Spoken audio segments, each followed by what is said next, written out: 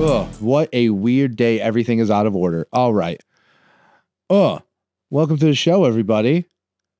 How is everyone? We have so many guests today. We have Jeff, main topic. We're interviewing Danny NoNo's of Big Eleanor Records. Time thing here. It's really good. Fantastic interview. But we also had a huge Chance the Rapper event in Chicago. We had no one other than our ace news hound, Jeff, on the scene.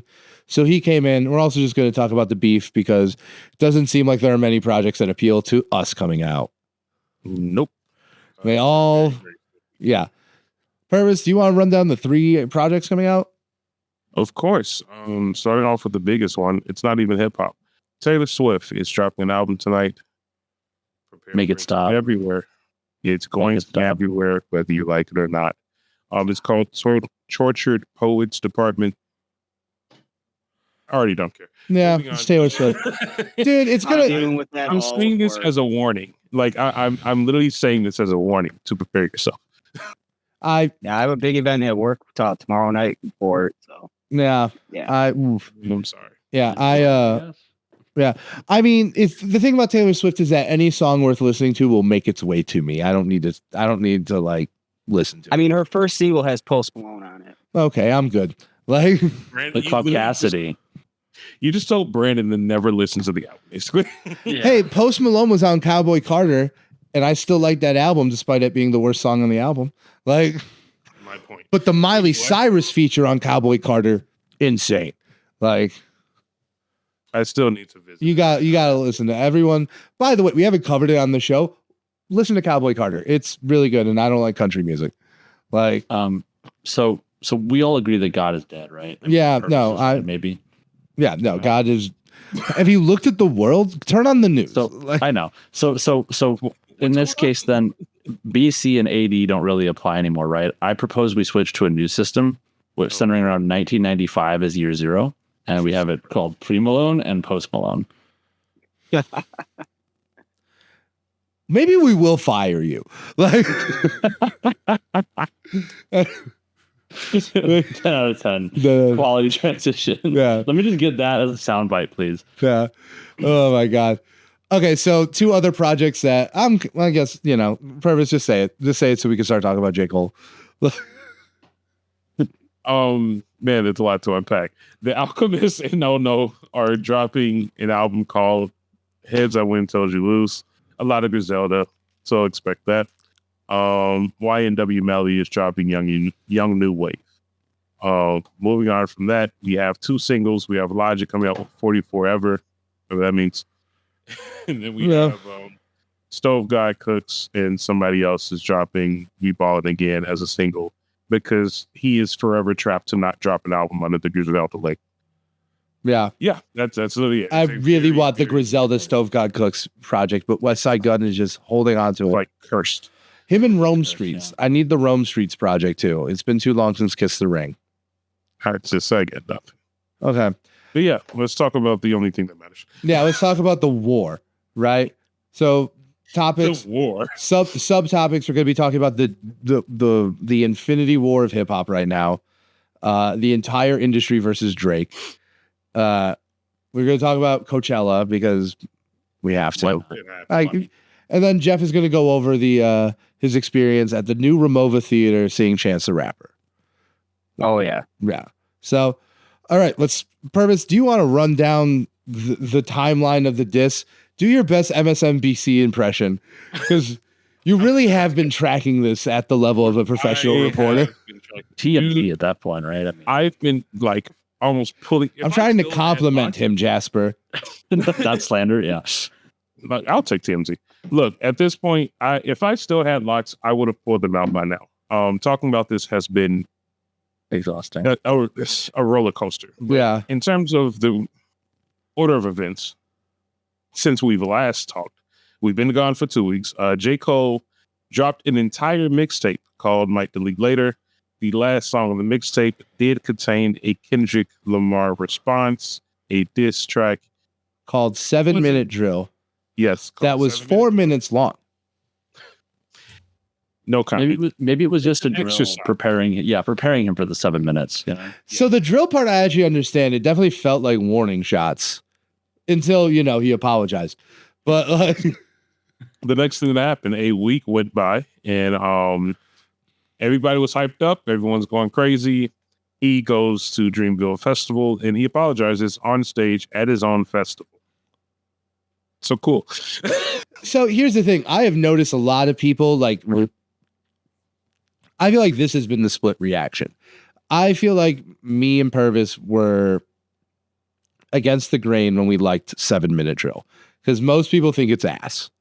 Yes. And then he apologized for it. And this is where I think I disagree with some people, because here's the thing. Yeah, it is like kind of lame, because I do like the competitive sport nature of hip hop. And like, I'll say this, as controversial as this is, I think 7 Minute Drill was like a better song than Like That. Maybe not as good bars as Kendrick had, but like, It is a better song. it's a better, I listened to the whole thing, and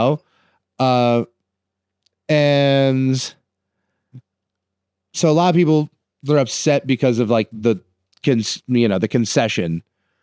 But to me, it does feel just it feels very J. Cole. It feels like the kind of thing he would do, right? Like, it feels honest. And for that, I guess I kind of respect it. I respect that, like, it was the genuinely brave thing to do, and like him genuinely standing with his morals. But at the same time, it does. Why'd you drop it then? Yeah. If you're that Why'd shaky you about drop it, Yeah, why'd you drop it? And like, I also think it's different now, because like at a certain point, like when we were talking about it, right, that was the last thing that happened, was J. Cole apologized, right? But now a lot of stuff has happened since then, and now it's just like a plot point. And I think when this stuff is over and Drake's head has been removed from his shoulders, I think like we're gonna have a different view of it. I think Cole, I think he is a loser in this war, but he will not be the greatest loser. I assure you that. yeah, no. I will say, already at this point, as much as it happened in the last 2 weeks, I've already came to the conclusion that like J. Cole realized what was coming and absolutely backed out, which makes sense. Again, it's on par to him as a person and as an artist, and what he's done previously in his discography and his career. And it is already showing that, again, hindsight's 2020. He probably saw what was coming and wisely ducked out. Because right after that, the next weekend, we get We Still Don't Trust You, a second album from Future and Metro, although this was already announced. We did already know this was coming. It was not a surprise. This one, Can I just interject for a second? I have a take. I think this album has a stupid name. I think that's fair. it's just like it's weak. I think if they wanted to go with it, they should have gone from We Don't Trust You to We Don't Like You, because then it's like Future's I Never Liked You. No, I disagree. I think this is better. I think this is better than that. I think if they wanted a better one, it should have been We Don't Trust You, and then it should have been We Gon' Shoot You. Like, because that's the tag, right? Like, the tag is if the extra does. That would have made sense. Right, I think. Valid. Right, I think that. But sure. I will take that as the Yeah. I think it is. I think it's a imperfect name, because they are just sonically way different albums. I liked We Don't Trust You way more than we do. I liked We Still Don't Trust You way more than We Don't Trust You. That's fair. A lot of people have said that, to be honest. It's a good balance. Honestly, this reminds me of when the Future dropped his double album before with the self-titled and Hendrix, I believe. But yeah, it was a hip hop album. Right after that was an R&B album. It just makes sense. It's not something unknown or uncommon to Future. So I like the album. This one contained A$AP Rocky, The Weeknd several times. J. Cole, 4 times. Yes, 4 times. Even though he said he wasn't doing features anymore. Yeah, he was a full-on guest on the album. Like, I guess that's the way around it. His album. Yeah. Yeah. A J. Cole feature, although people who actually did research know that this was recorded months ago. Like, it wasn't a diss, completely separate. That is a 2-part album. So we've gotten a lot of Future and Metro, in which the second part, or Diss 2, So We Still Don't Trust You, is actually old Future. Like, it sounds like old Future. So you got a little bit of everything. Do you mean past? I don't like anything right now. But yes. Moving forward from that, I don't know how many days it was, but we eventually got a response from Drake. It took 40 songs. Yeah. And Drake finally responded. The sad part, it was a leak and it never officially would take some sting out of it. Yeah, I do think it's like kind of hard to stand on it when it's not official. And like, I do not think this track is AI. I do not think at all that this track is AI. Not. But I think in the era of AI, leaks will not suffice. You know what I mean? Yeah. You know? Well, we're going to get to that as well, because there is more news. I forgot to even put it at the end, but there's more news. He did drop the leak or whatever. Everybody's talking about it. And he actually addressed everything. That it was quite interesting. They are really making him out to be the Canadian Thanos.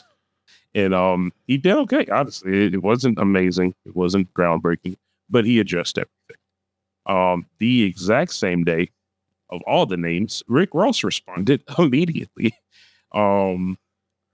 Essentially, to wrap up his diss track, Drake got a nose job apparently, and he's a white.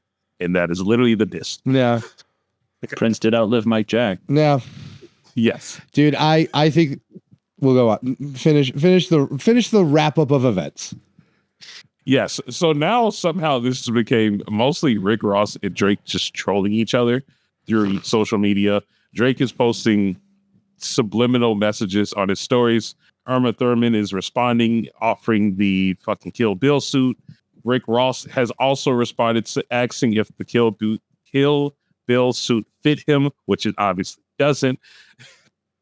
Apparently, Drake was texting his mom and called him racist, which is just absurd. Yeah, That is a very white person thing to do. Yeah, a very. I'm gonna be the first one to text his white mom and be like, they're being racist to me, right? Like, Mom, the kids are bullying me.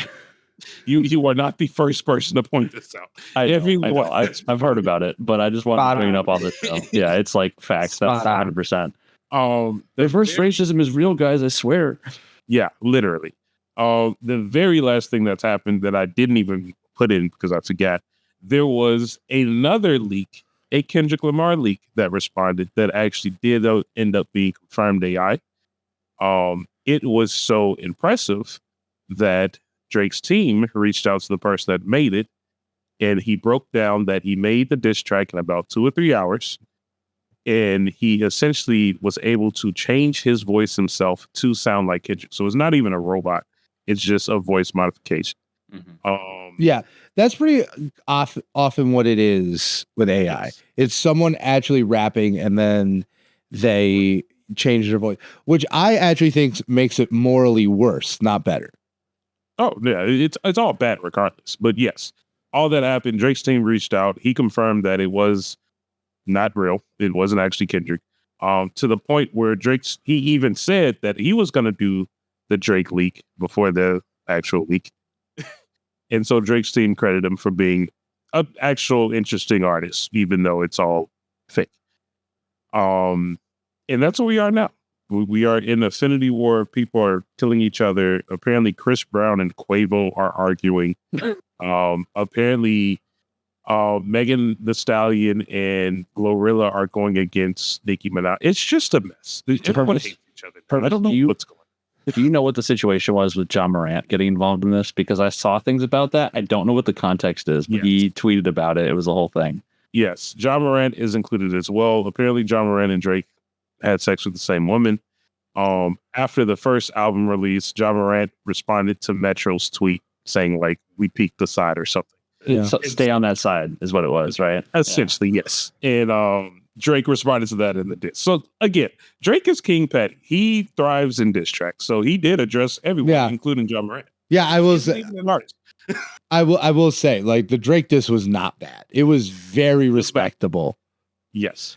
The fact that he responded to that many people is impressive. Yeah. Like Drake is like of all besides maybe Rick Ross, I think like of all the artists involved in this, I think Drake is easily the least impressive. But like diss tracks are his comfort zone. Like this is right. Like everyone hears about the Ghost He won and he's floating. Yeah. So I mean. Yeah.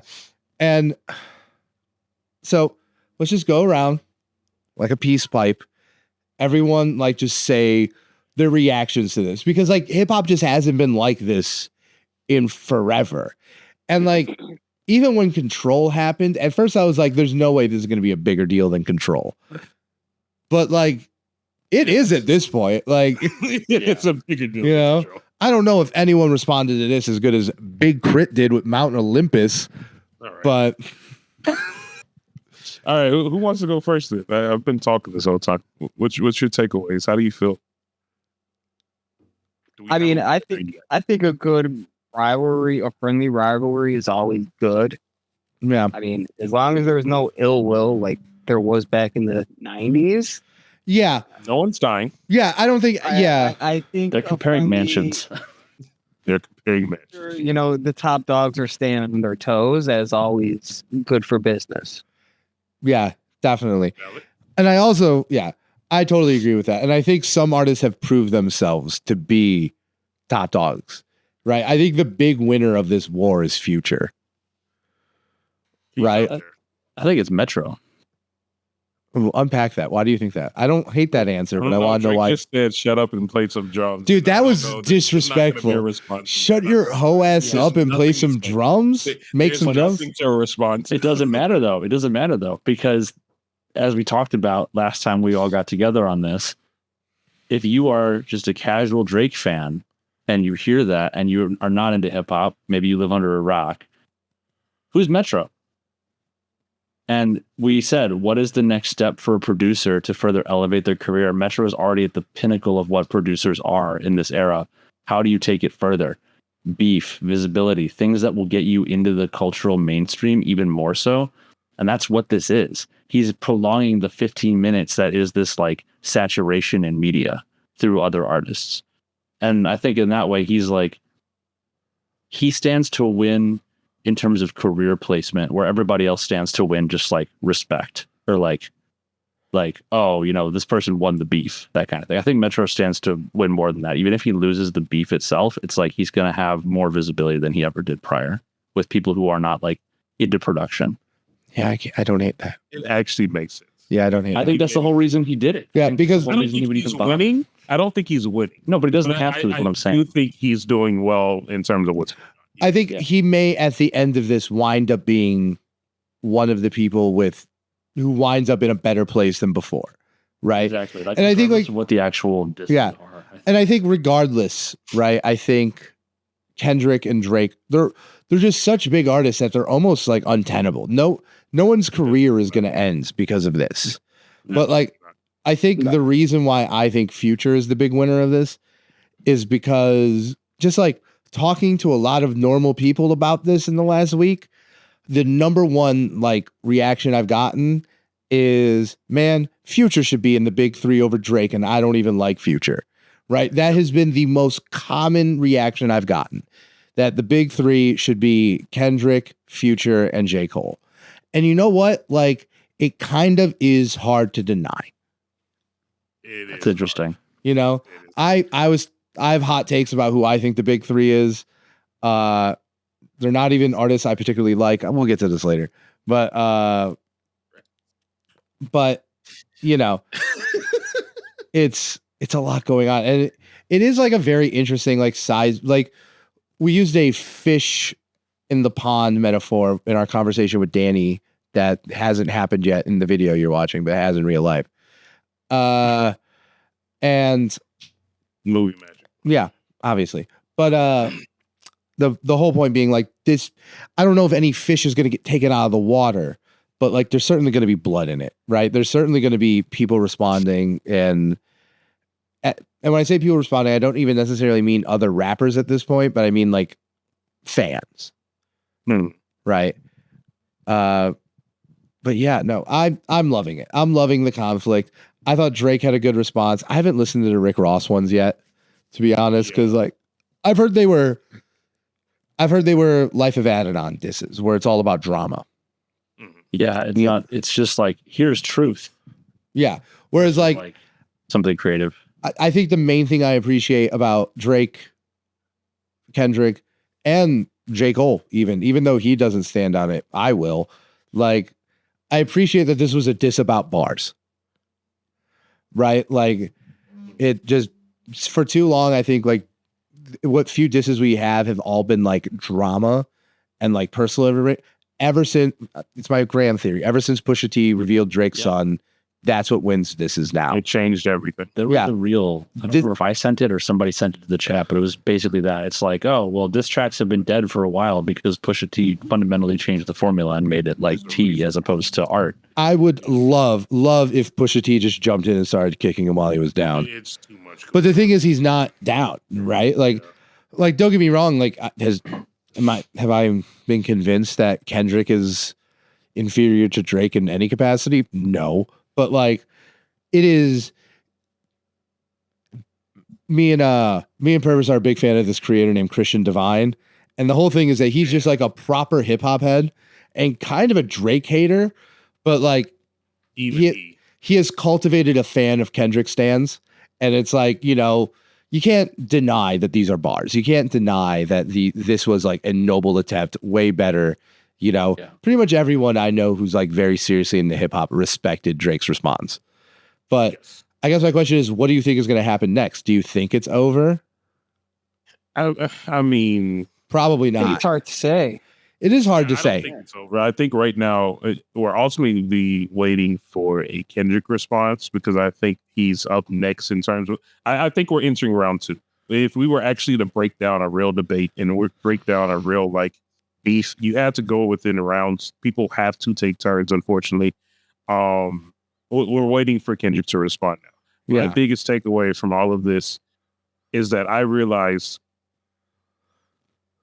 80% of hip hop listeners are really just bystanders. Yeah.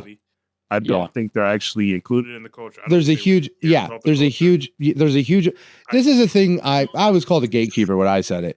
Though there's a huge amount of people who are listening to hip hop who are not actually fans, not actually in the culture. And this has already decided who's going to win before they even heard a single verse. They decided who won after the song came out and not even listening to the song. I've heard some of the worst takes I think I've ever heard in my life in the past 2 weeks. And it is infuriating. I bet a lot of them unbearable. I bet a lot of them came from the people sitting around you at Brown Bank, huh? Oh, some of them. But to be honest, luckily, you know, the people in the office, they didn't care. But most of the takes, and I don't want to say names because I do talk to them daily. but some of my friends have been like, Jesus Christ. Yeah. If you don't care, if you aren't that interested, you don't have to say anything. Yeah, right. You like just don't have to participate. Right. Yeah. It was very funny because me and Rachel were in Kentucky, and like a lot of Rachel's friends from Kentucky are just like the kind of people who are like, who's Future? Like, oh God. Like one of them was like, oh, I actually read an article catching me up on the beef. And I'm like,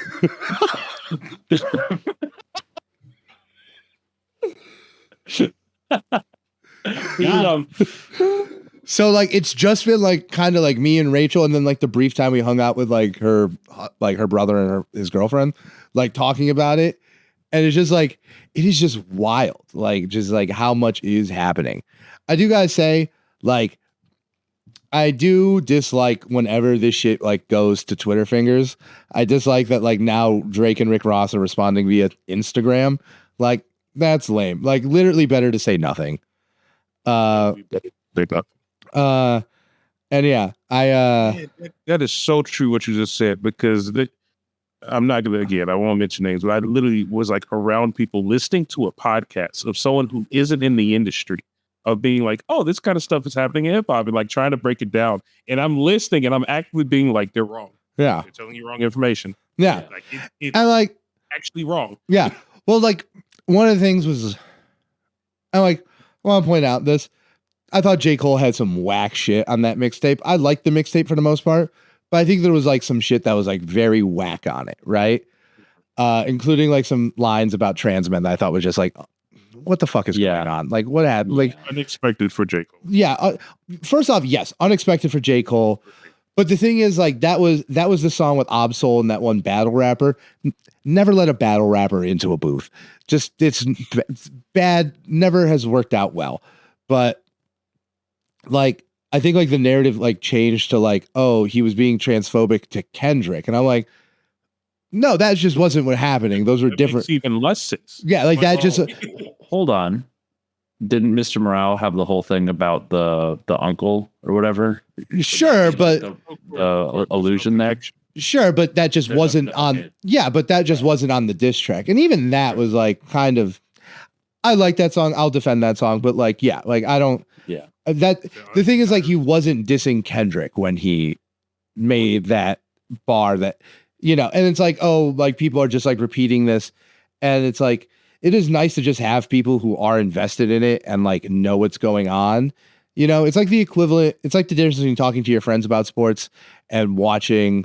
I don't know, because it's like at least on Sports Center they know what the fuck they're talking about, right? Like, Jesus Christ. Yeah, but yeah, I think I'm just waiting for the Kendrick response. I think he was baiting him with the Prince Mike Jackson comparison. Because it's like, oh, what's that? Mike Jackson got his nose done. Oh, what's that? Mike Jackson wanted to be white. Oh, what's that? Mike Jackson hung out with some underage people. Like, it's all there. All the pieces are there. You know, he's fucking with the wrong dude's brain. Is exactly what's going on. But my favorite. Go ahead. I was going to say my favorite meme so far in terms of that was the one with Kratos. It's just like, I will give you my life. Just call him a pedophile. Yeah. That is the best one. It's like, Kendrick, I swear to you, my life. It's like, please. It's like, oh, you were 10, but you like your girl's 11, and that's a stranger thing. You know? From the, So, yeah. But yeah, Man. and you know, and I wanted to escalate the full-on war. Full-on war. We're already at war. There's so much more. No, I want Schoolboy Q involved. Hold on. I want to take a step back and bully J. Cole for a minute. Here we go. Because this shit is humorous. I don't know if I'm sure it's been said somewhere else, but I gotta get this off my chest because I've been sitting on it for a minute. I'm sure that he was conflicted because he misused his influence. I'm sure at Dreamville he was screaming in the hotel room. I hate you so. I hate you so much. He's never gonna live that shit down. And like, yeah, he's not gonna be the biggest loser, but the fact that is gonna hover, just like the fact that connection has been made and he joins the list of rappers apologizing to Kendrick Lamar, that's not gonna go away. Yeah. Yeah. That list exists. It goes back to like 2011. Yes and no. I agree and disagree at the same time. I do think it's unavoidable, and I do think because I've already seen people like your next album, The Fall Off, you cannot talk about being the greatest. You can't. You're not allowed to do it. So I do agree it's going to loom, but like at the same time, it's J. Cole. He doesn't care. Yeah, he just doesn't care. Yeah. In reality, he does not care what you think. He does not care what people think. We know. And he said so on that Red Leather Humble song. of him to bow out of the beef. So humble. J. Cole stands everywhere. Rejoice. Yeah. But like the fact that he is now on a list with Macklemore is like a very weird thing to say. And just have you heard anyone compare him to Macklemore? Because I haven't. No, just the list of rappers apologizing to Kendrick. Yeah. It's like it's the thing. It's the canonical list that extends for like a decade. And soon Drake will be on the list. Like Well, debatable. So Drake will literally kill his career. Dude, could you? But just putting it out there. What if we get what was the song with Drake and Meek Mill, like Going Bad? What if we get the Going Bad of this diss? That would be nuts. I'm waiting. But yeah, It's wild. waiting for Kendrick to respond. Essentially, I will say this: like the only thing that would really tip it in Drake's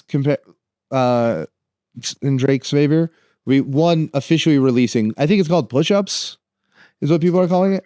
Yeah, drop down and give me 50 or push-ups. One of the two. Yeah, I've seen push-ups online. Yeah, so officially releasing that I think is necessary. But if he like back-to-backed it and he does like another one that's like even better, then it's like, okay, Kendrick, now you have to respond or something's wrong, you know? Like I don't think Drake, I don't even think even that, like I think even if Drake did that and then Kendrick responded with some weak shit, I don't think that would make me like Drake over Kendrick, but it is the sport. You know what I mean? It's not irrelevant either. You know what I mean? So honestly, I'm just happy this shit is happening. It's just cool to have something to talk about every week to justify this podcast. Absolutely. The response, I think, is the biggest surprise to me. After the Kendrick happened, like, obviously it's the first punch, so everyone's losing their mind. I'm not going to lie. When Drake responded, it was a lot of response. Like, social media was going crazy. So yeah, I'm just interested. Yeah, but Twitter is full of bots now. It was more than Twitter. But so even still, it's the same platform. It's the same people.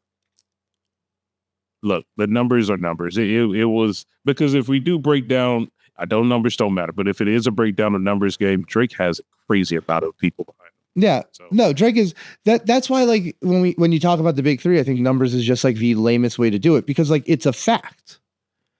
Right? Mm-hmm. Like if there's no debate, there's no discussion. Right? Like, you know, like it's Drake and Eminem. Answer, can you use that? Yeah, like if there's no debate, there's no discussion. But it's like, but like who doesn't want a discussion?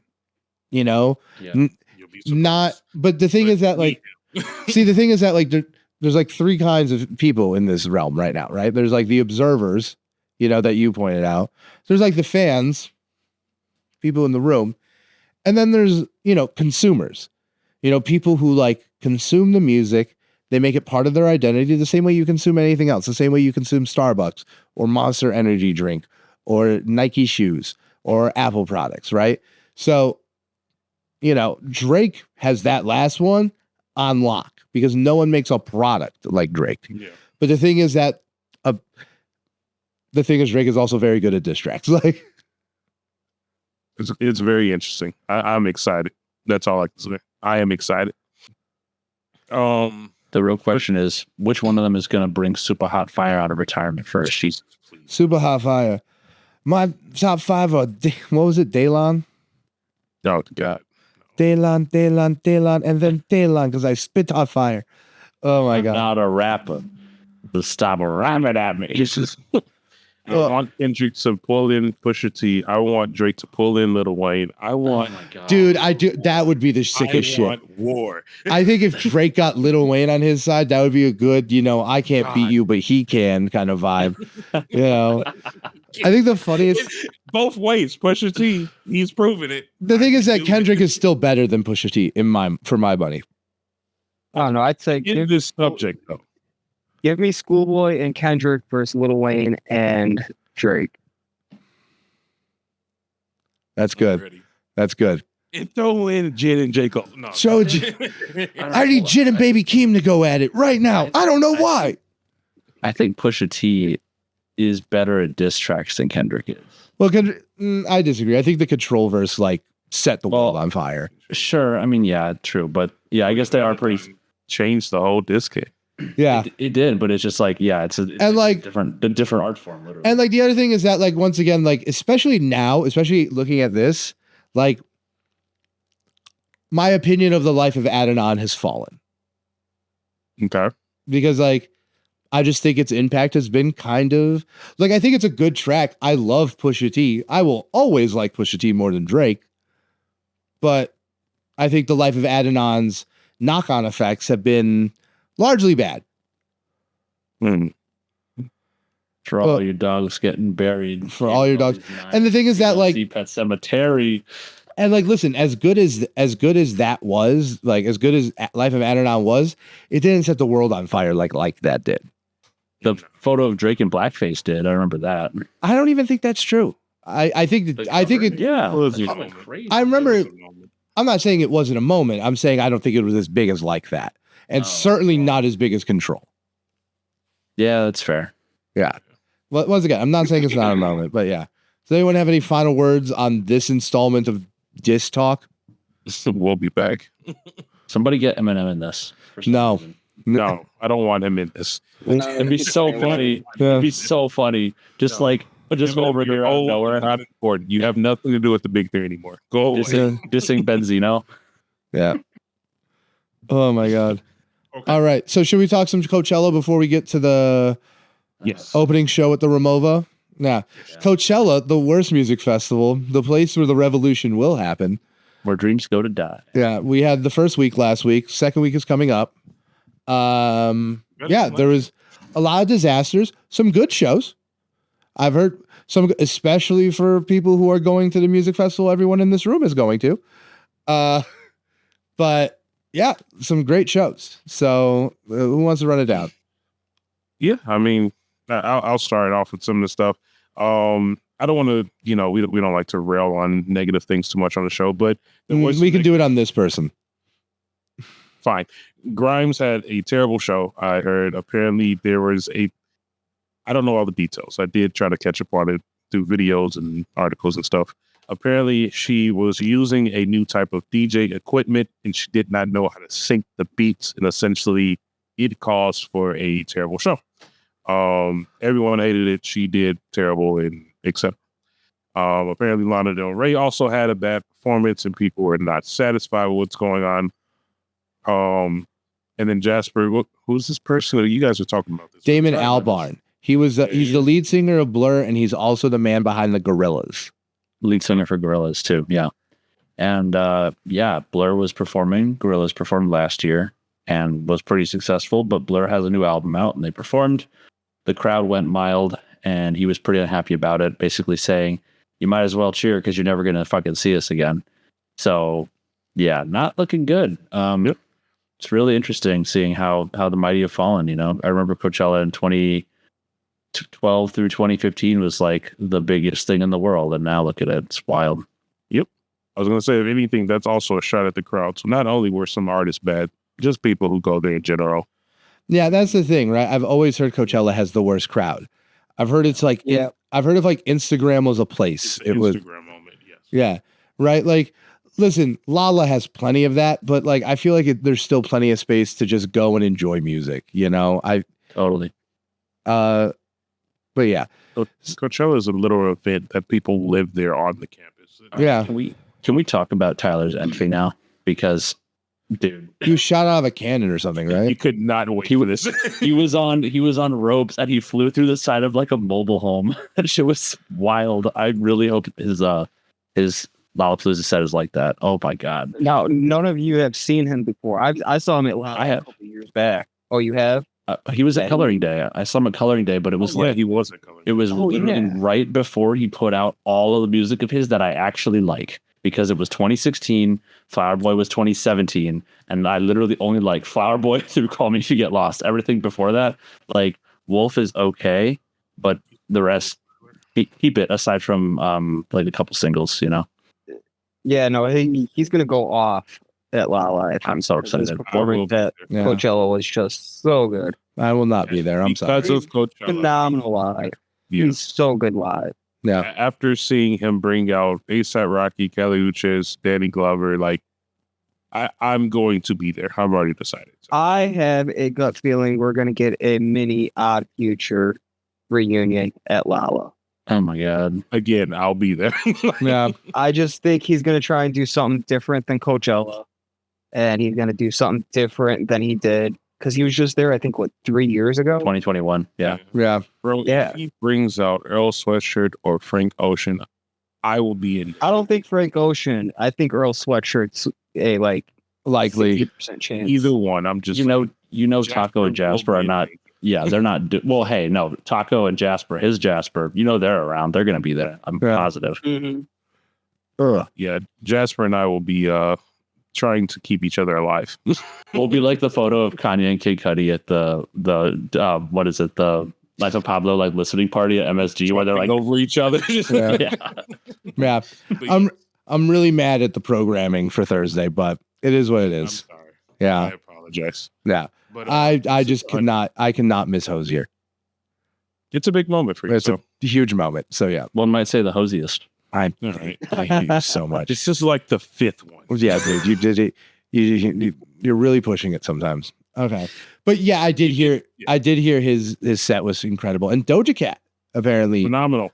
Yeah. I mean, no doubt. Yeah, we saw Doja Cat. we all saw Doja Cat in December. She fucking honestly, like, she the difference between like expectations and where it was insane. Yeah. Yeah. Absolutely. She is a phenomenal performer.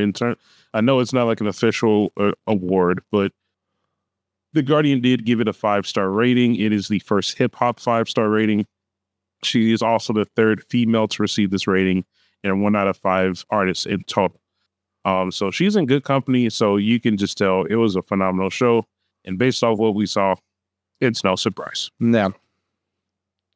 Yeah, no, I don't doubt it. I would have loved to see that. She brought out 21 Savage, right? Yes. Ad-lib. Yeah, dude, that song on his project is awesome. Yeah. I will never lie. Ad-lib. That's so funny. But yeah. All right. Should we get Let's wrap up this news. Jeff, tell us all about the Chance show at the Ramova, because that's big. we missed? So, as you know, it was for his birthday, and it was a charity event for his charity, the Social Work Chicago. And I must say, the Ramova is just the Southside Vic's Theater. It is, the inside is a knockoff of the Aragon Ballroom. The stage it's a tall stage. You can get right up onto the stage pretty much where the rail is. So, I mean, I got there at like 5:30. Doors opened up at 6, and I was probably within the first 20 in.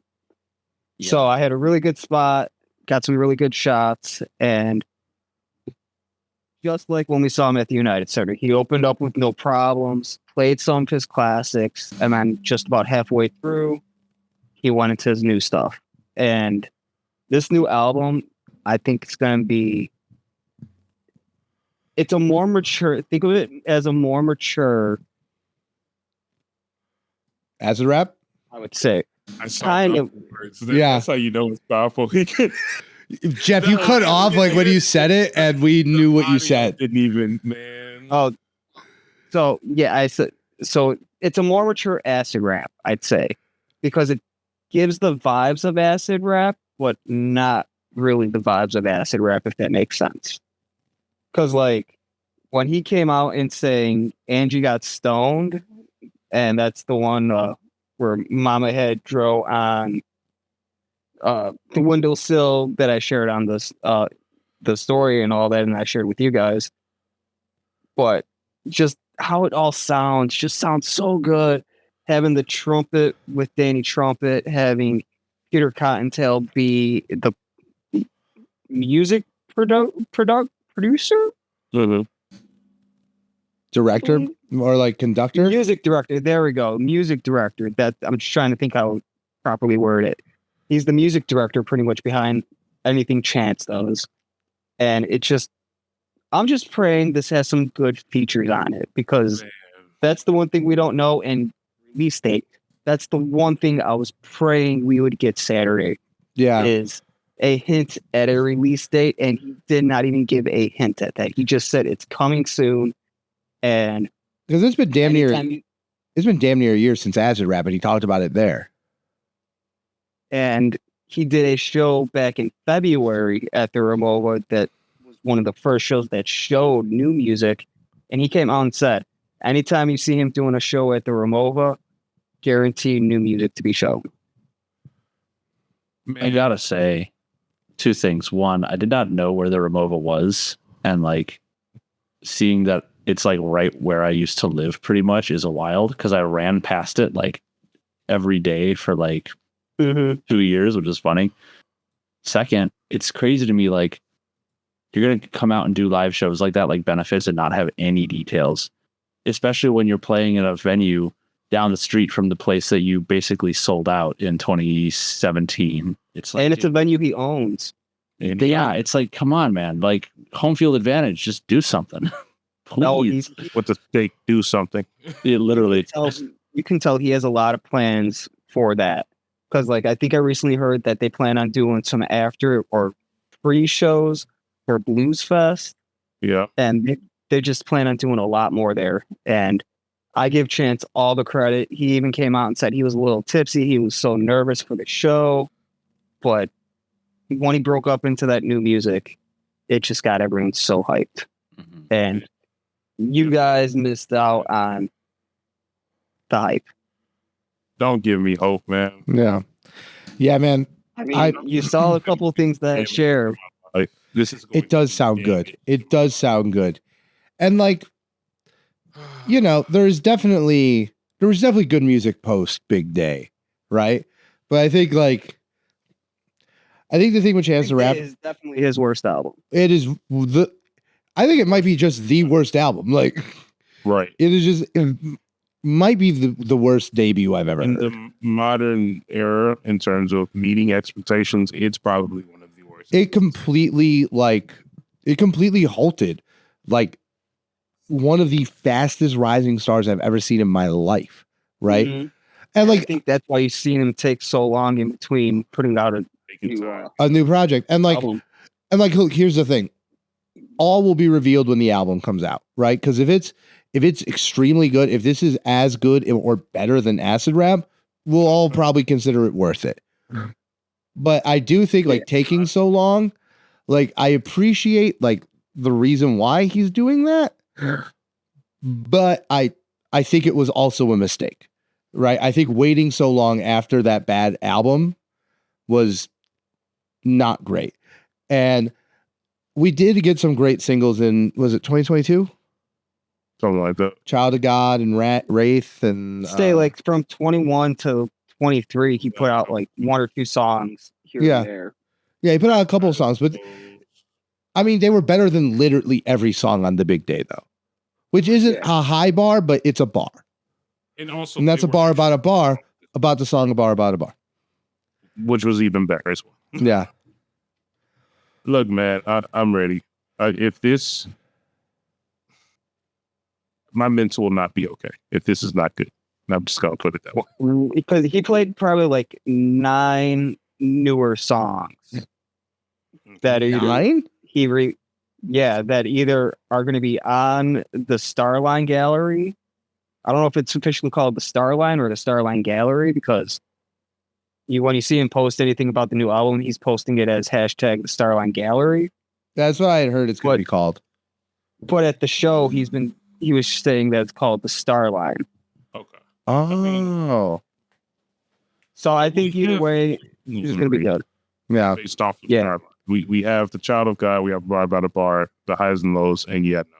Yeah. So, I mean, yeah, and then he's saying, well, that he's been teasing. He did Link Me, Just a Drop, Guide, Ride Me, Angie Got Stoned, The Heart and the Tongue, and pardon me, Purvis, but it's the Negro Problem.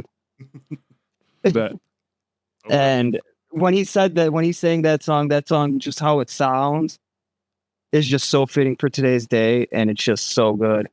Yeah. And Angie Got Stoned, he said that's one of his favorite songs that he has written off this new album. And when he performed it, you can tell it's one of his favorites. Okay. I'm just so excited for it. I'm just so excited for it. What's your guys' thoughts on the videos that I did share? I'm into it. No, I thought all of it sounded great. I listened to all of it. You know, just like it's like, for me personally, it's like really hard to like connect with music that I haven't heard, like standard, I guess, like, you know, the recording where you have like the name and you can like imprint on it. Like, it's really hard to like imprint on that stuff when I'm there, right? Like, we heard Bandit by Don Toliver live before it was released. And like, it just like, I was there, I was staring at it. And like, it took just like, didn't process it. Just didn't process it, right? So when you're doing that, not only like through a phone, but through a recording in a hotel in Kentucky with shitty Wi-Fi, right? Like, it's hard to like make an actual impression. I'll say it gave me some hope. I would say it gave me some hope. And I also think just like, to me, I'm just very happy about the Ramova. I think something I said to Jeff was that like, yeah, I'm okay with it just being the Vic on the South Side, because the South Side needs more mid-tier theaters, right? Yeah, like I definitely think like it gives so many more options for these younger up-and-coming artists where, you know, oh, I got something I want to drop, or I want to do a little local tour, and I can't do anything on North Side. Yeah. And Chance being as charitable as he is, he's going to be willing to do something like that for someone up and coming. Very connected to the streets and to the city. Yeah, and with him growing up on the South Side, he's really for making sure that theater and that area just flourishes. Man, I just need the album. I need a release date. That's all I need. I need the album, but yeah, I'm just stunned at the lack of a release date at this point. Yeah, it's I have a prediction. Here we go. Surprise drop. August. I think we're going to see it in August. A year from Acid Rap. That, but also just like that's when albums seem to come out. Like big albums, we wait around. August rolls around. Something big comes out after. That's like highly anticipated. Travis does it. I think Gambino's done it. And we didn't even talk about the fact that there's 2 new Gambino albums on the way. We might need to sandwich that in before we do Schools in Session. We're skipping Schools in Session. This is a very long episode. Fair enough. But we could talk about the Gambino thing. But yeah, I don't know. I've always seen May as the big album release date. That's That's kind of where I'm feeling. I feel like we get like right before the summer. That's what I'm saying, before summer. May. When Chance 3 came out in March, right? Something like that. Yeah, Coloring Book came out, I think, in March. Summer in Chicago with a new Chance album. Deadly. Make me feel like some of these songs do feel like they are summer songs. I'm gonna Came get real violent. Yeah. It came out May 13th, 2016. Coloring. That was my birthday. Yeah, remember? It was my birthday. Hell yeah. Yeah. And then Acid Rap. That was We need it. April 30th. April 30th. yeah, so I think May is likely. Well, Jeff, when it drops, you'll be here to review it. Yes. Yeah. 'Cause this is. I need your guys' official review on this because from what I heard at the Ramova, Yeah. Were I in guys town, have I would have been plans. there. There was probably nothing I would have not canceled to go to. I that. had an extra ticket because tickets were buy one get one free. Yeah, not a great And sign, no but one wanted to go. And like I said, the fact that this is down the street from Sox Park, which he sold out in 2017, and it's buy one, get one at a much smaller theater 3 blocks away. Beige flag. yeah, So fingers crossed that things are good. yeah. Yeah. All right. Do we want to talk about the Childish Gambino projects? Because there's 2 of them coming. Yeah. One of them appears. Re-release. Yeah, one of them is just a repackaging of the Number album, which I'm gonna say it deserves it. I think it's a good enough album. Pandemic album. This pandemic album. Yeah, it released literally the day before the pandemic was declared a national emergency. I think for that reason alone, it deserves a re-release.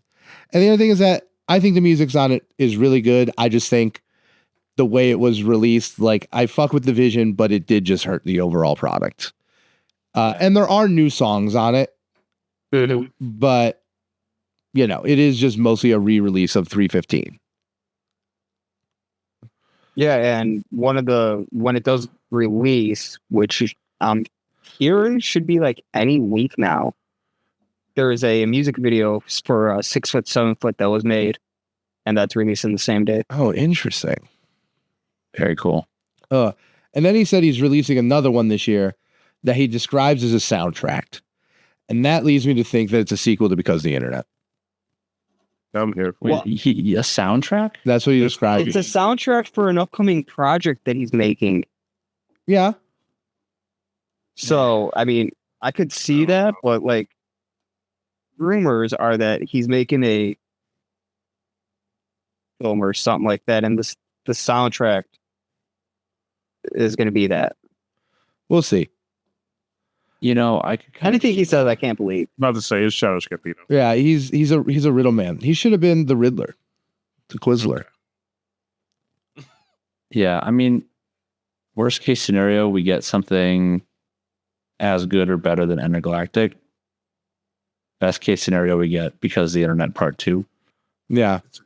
It better be better than Intergalactic. I'm gonna. Intergalactic is decent. I won't hear slander on this. It's No. decent is generous. Better than Intergalactic. Intergalactic, we talked about it. We liked it. I like the movie. I gave it like it. Oh, the movie. Fair. I like the movie's movie. Tie-in, sure. Oh, But- sorry. I'm mixing it with the last project as well. I'm sorry. Yeah. No, No, there were songs on Intergalactic I really liked. Intergalactic I like more than the last one. And I'm just- I'm saying saying no. I am just gonna say it though. I think Childish Gambino has a better filmography and discography than Kid Cudi, though. So I have more hope in it. You know, Filmography, I agree. Discography, I don't know. how do we you? approach it No, differently. how? We approach it differently. We've had this conversation. Childish Gambino does not have an album nearly as bad as Speeding Bullet to Heaven. Okay, but like Well, he's got Or about Passion- mixtapes that are. No, the mixtapes don't count because Kid Cudi has those mixtapes too. We just can't find them.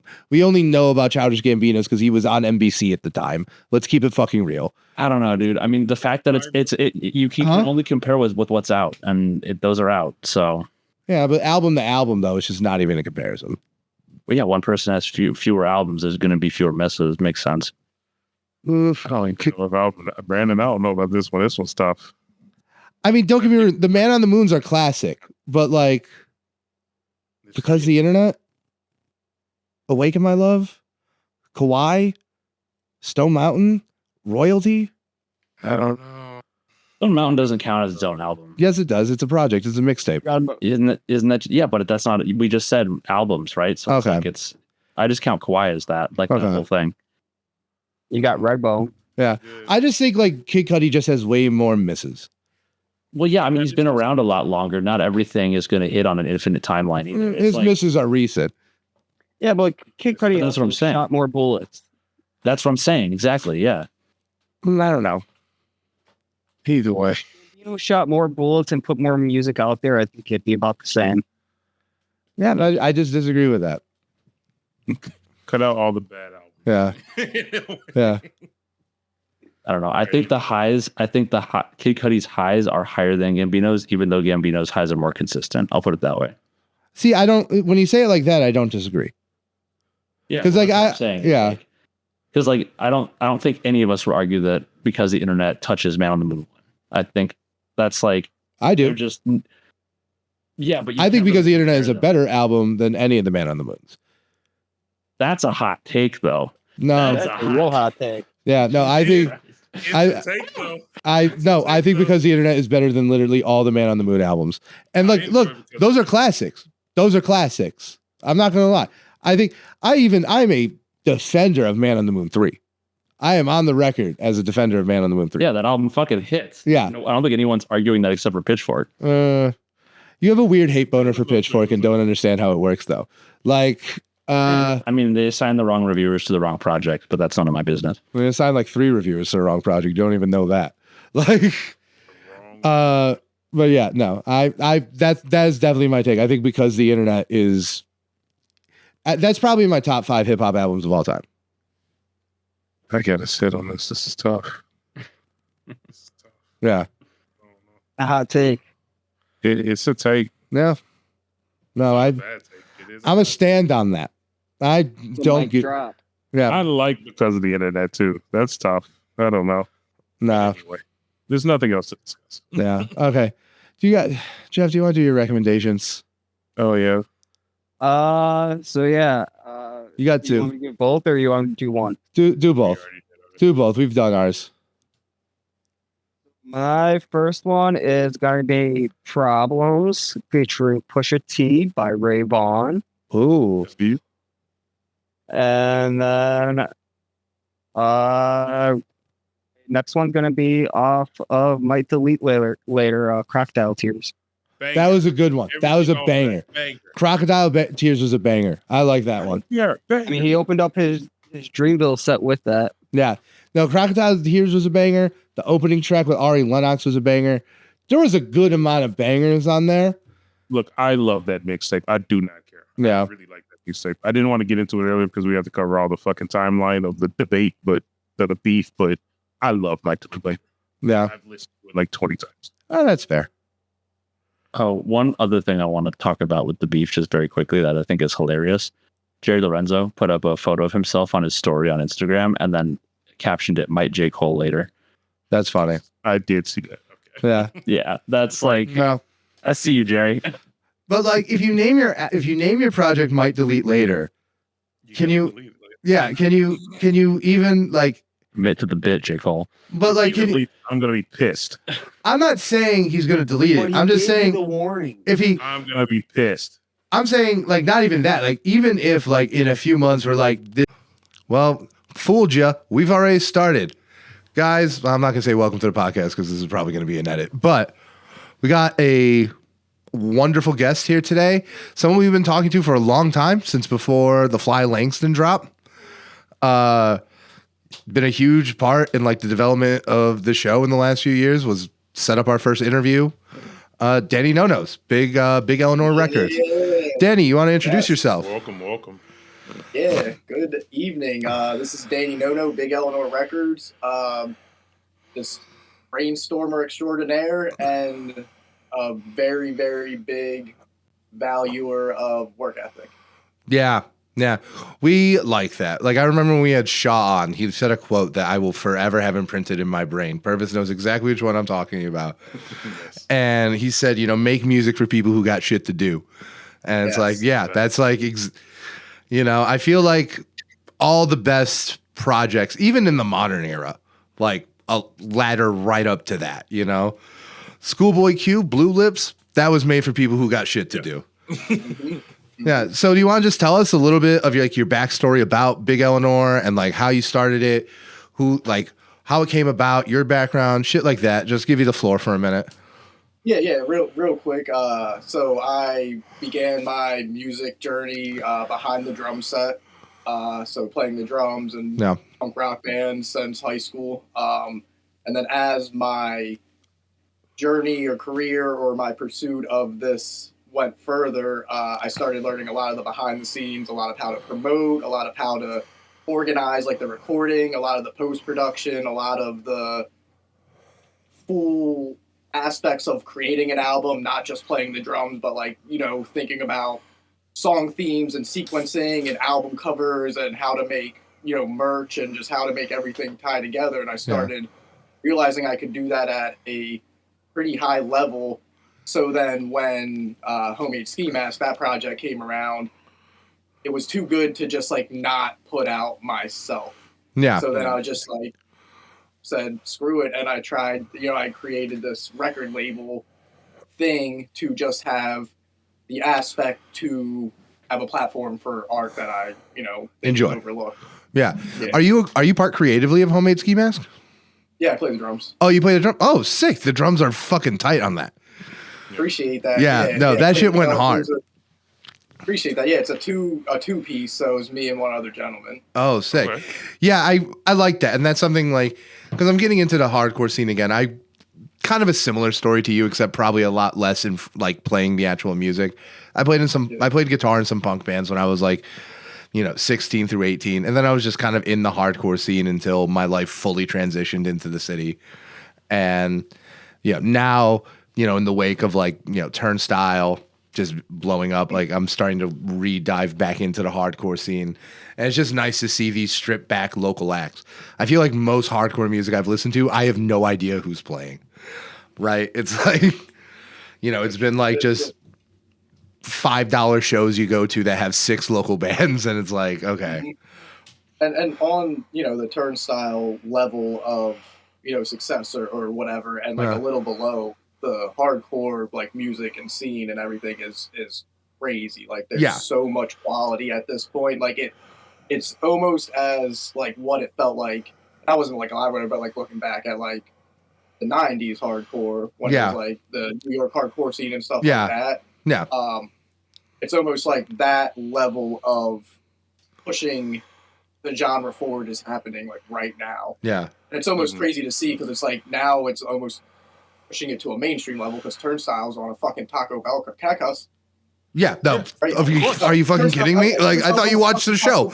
Like, Turnstile's on a fucking Taco Bell commercial. Like, that's crazy. Yeah, that's insane. Yeah, that's insane. I thought it was insane when Henry Rollins went on late night TV. But like, this is, a whole nother level because it's not just, a personality. It's the music itself, which has always been like the barrier to entry in hardcore. And the mainstream, I guess not mainstream, but like, that weird band between like mainstream and like where hardcore usually exists. You know, that ebbs and flows, but like hardcore has always had like existed in DIY scenes everywhere. That and pop punk. Like everyone bemoans like the death of rock music, but you go to any suburb of a major city and some kids in a basement either making some breakdowns or singing over a guitar about a girl he likes. Yep. So I guess the most obvious question, how did this transition into hip hop? Because that's what you're here for, to keep it completely real. Yeah, so, that's a good question. So I don't necessarily have, maybe I do have the ability, but I don't have the time to apply myself to, you know, become a rapper, become a producer, do anything that is like the physical sense of creating hip hop. But hip hop saves my life every single day. So it's like, I'm not going to put my head down and contribute and give back to like music or that type of part of the world and not do it to something that I've received so much for leading up to this point. Yeah. You know what I mean? Like, Homemade Ski Mask is named after a Conway the Machine lyric. So it's like before I was doing hip hop, I was literally like influenced by hip hop. That's sick as fuck. Yeah. Look at Purvis nodding his head. Yeah. Nice. Nice.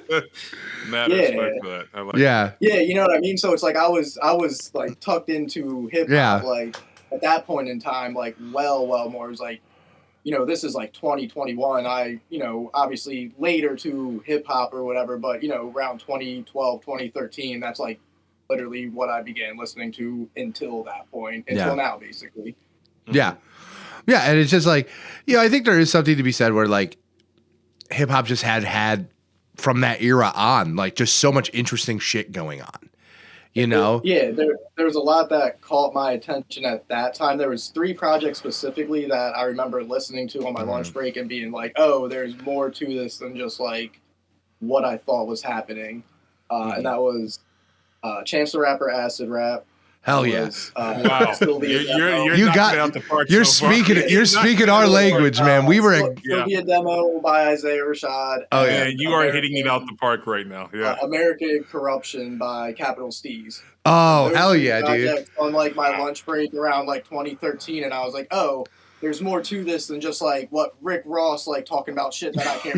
Do. You know what I mean? And there's nothing wrong with that because I'll go back and listen to like Rick Ross, Meek Mill. Like I love that shit like of that time frame. But it was like I heard those projects and I was like, oh, there is definitely a layer deeper that like can speak to me being a like, you know, weird punk rock kid who just like, you know, can't relate to like, you know, a lot of the beginnings of hip hop because I'm not like in the park at, you know, 1980 New York. Like, you know what I mean? Like, you've never been to Shaolin. Chance the Rapper and shit are like able to find a place, and I know that I have a place as well. Yeah, no, that 100% makes sense. And like the albums you just named, it relates to all of us. It's a very solid foundation to get into hip hop because it is more relatable. I guess one question I would have then, because transitioning into a hardcore scene, into hip hop, like were there any specific albums that helped you transition that have a crossover or anything like that? Yeah.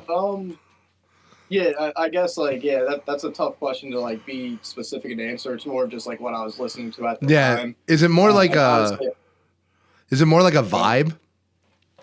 Yeah, but it was more of like it's actually funny because now that like I'm thinking about it, it was like when I was in like the hardcore, like if you like look at like Homemade Ski Mask and like how that like, you know, the like the promo run and how it was promoted, it was a lot like the idols and stuff like that of what was happening at punk at the time, which is like positivity but like aggression. So it's like you're being positive but you're like aggressive or whatever. And the other way, like I'm going into hip hop and I wanted to like flip it because everyone's like aggressive. So it's like I want to still bring positivity but I want to do it in the opposite way. So it was like kind of doing the opposite mindset instead of, you know, bringing this aggression and bringing this like, you know, I want to bring positivity with aggression. It was like, okay, let's bring positivity in the ways that it's not aggressive, which is because, you know, underground hip hop is nothing but aggression, gunfights and robberies and shit all the time. So it's like, actually was the opposite. It was like, I went from listening to like people like Conway and stuff like that all the time. So now I'm tapping back into De La and tapping back into Blue and tapping back into people like that.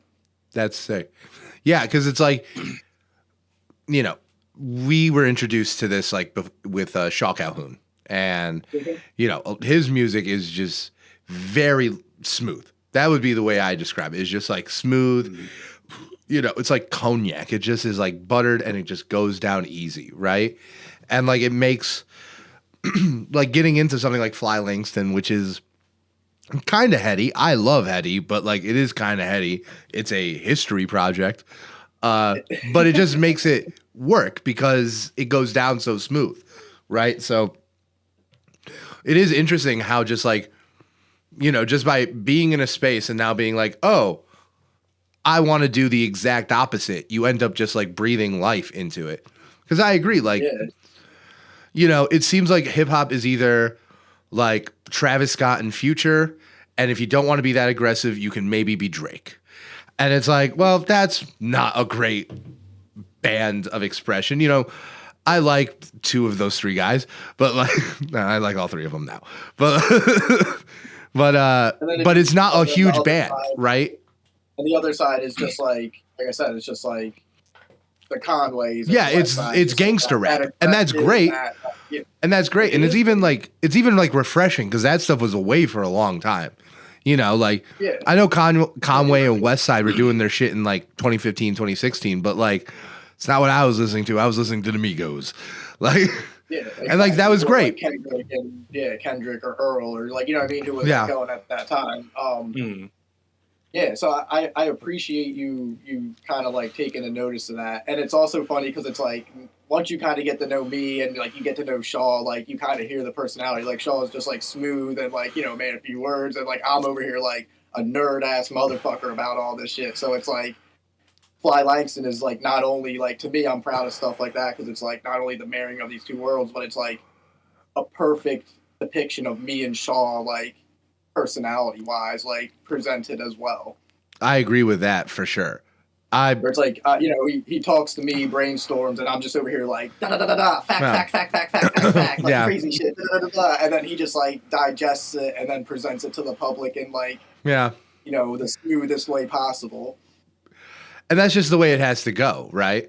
Now, I want to actually talk about like Fly Langston, I guess, kind of tangentially, and I want to talk about that development because we recently reviewed Carry Out on Shaw, which we really liked. We all like really enjoyed that project. Appreciate the kind words, for real. Yeah. I mean, we just like, you know, we spoke our truth to it. And like, you know, what was the process for you? Like, this is a question we're going to ask Shaw too, but like for you, like, how is the process different from like going from like Fly Langston to like Carry Out on Shaw? Because they feel like they're very ambitious in like opposite ways. Right, like Fly Langston is like very ambitious in its concept, and like Shaw is Carry On Shaw is just ambitious in that it has all the bells and whistles you want from an album. It has excellent like features from singers, you know. Yes. That was something we really appreciated. You know, it had, you know, skits that, you know, maybe a few too many, buddy, but yeah. Well, it's a listening experience, and you guys said you could listen to it as a whole, and that's what we wanted. Yeah, like, it is, and it's an experience. Cool albums. Yeah. So I'm always gonna push back because I also don't like skits either, but I feel like we like. It is an experience. Whatever. We'll talk about that. Yeah, but like, what was the production? What was the production like? Switching from like Fly Langston to Carry Out on Shaw. Yeah, so it's obviously you can tell like we nerd out and do a lot of research about this stuff. So it's like we've had these these album titles like in place for years. Interesting. So like when it's time to just like, all right, let's stop on this one and move to this one, like we do that. And I just like I immerse myself so much in the knowledge of all of this stuff. So Fly Langston, like I didn't know shit, obviously, like, you know, white kids, suburbs, like I didn't learn about the Harlem Renaissance and shit. I know more about the Harlem Renaissance than anyone I fucking know right now because of how much I've like studied and this and that. And then so it's basically just emerging myself into this world that we're looking at. So it was like Fly Langston was, you know, Harlem Renaissance, Langston Hughes, everything else that kind of like sub came with that category. And then Carry Out on Shaw, I ended up spending just so much time down in DC. Like we went to carryouts. Like when I say like I went to different carryouts, like I'm not lying. Like I went from Lancaster to DC and we would just go to carryouts. That's fun. And That's just dope. get carryouts and eat and just talk about DC culture and just like sit there and sit there. Yeah. That's wild because like literally. if you tell me Flying Links was super research, that makes total sense, man. That is such a cohesive project with such an idiosyncratic vision. Like it feels very well researched. But Carry Out on Shaw, it feels like internalized, right? It feels a lot less like someone researching and more like these are people who worked in Carry Out for 12, 13 years. You know what I mean? Like, and it was more, I value, and obviously Shaw does, but you know, this is my fucking interview. Yeah, this is yours.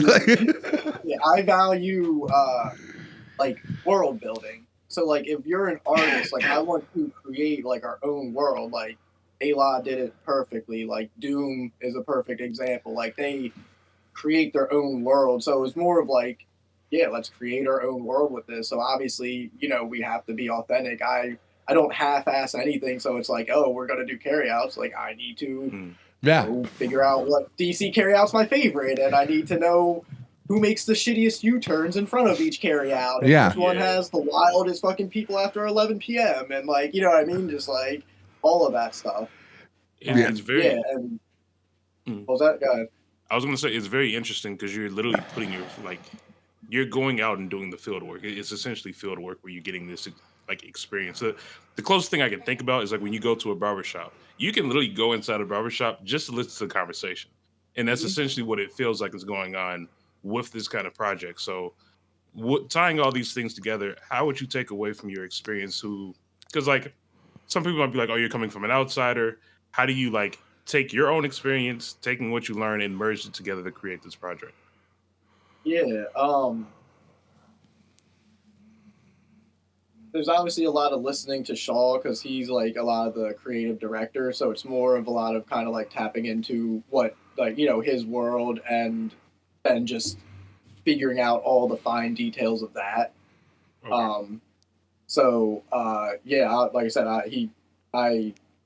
he just kind of comes with a lot of like base ideas. Oh, skits. Oh, you know, fucked up carry out, or oh, like, you know, angry customer, and then I'll just kind of submerge into those ideas. Like I said, I just went and spent a lot of time in DC.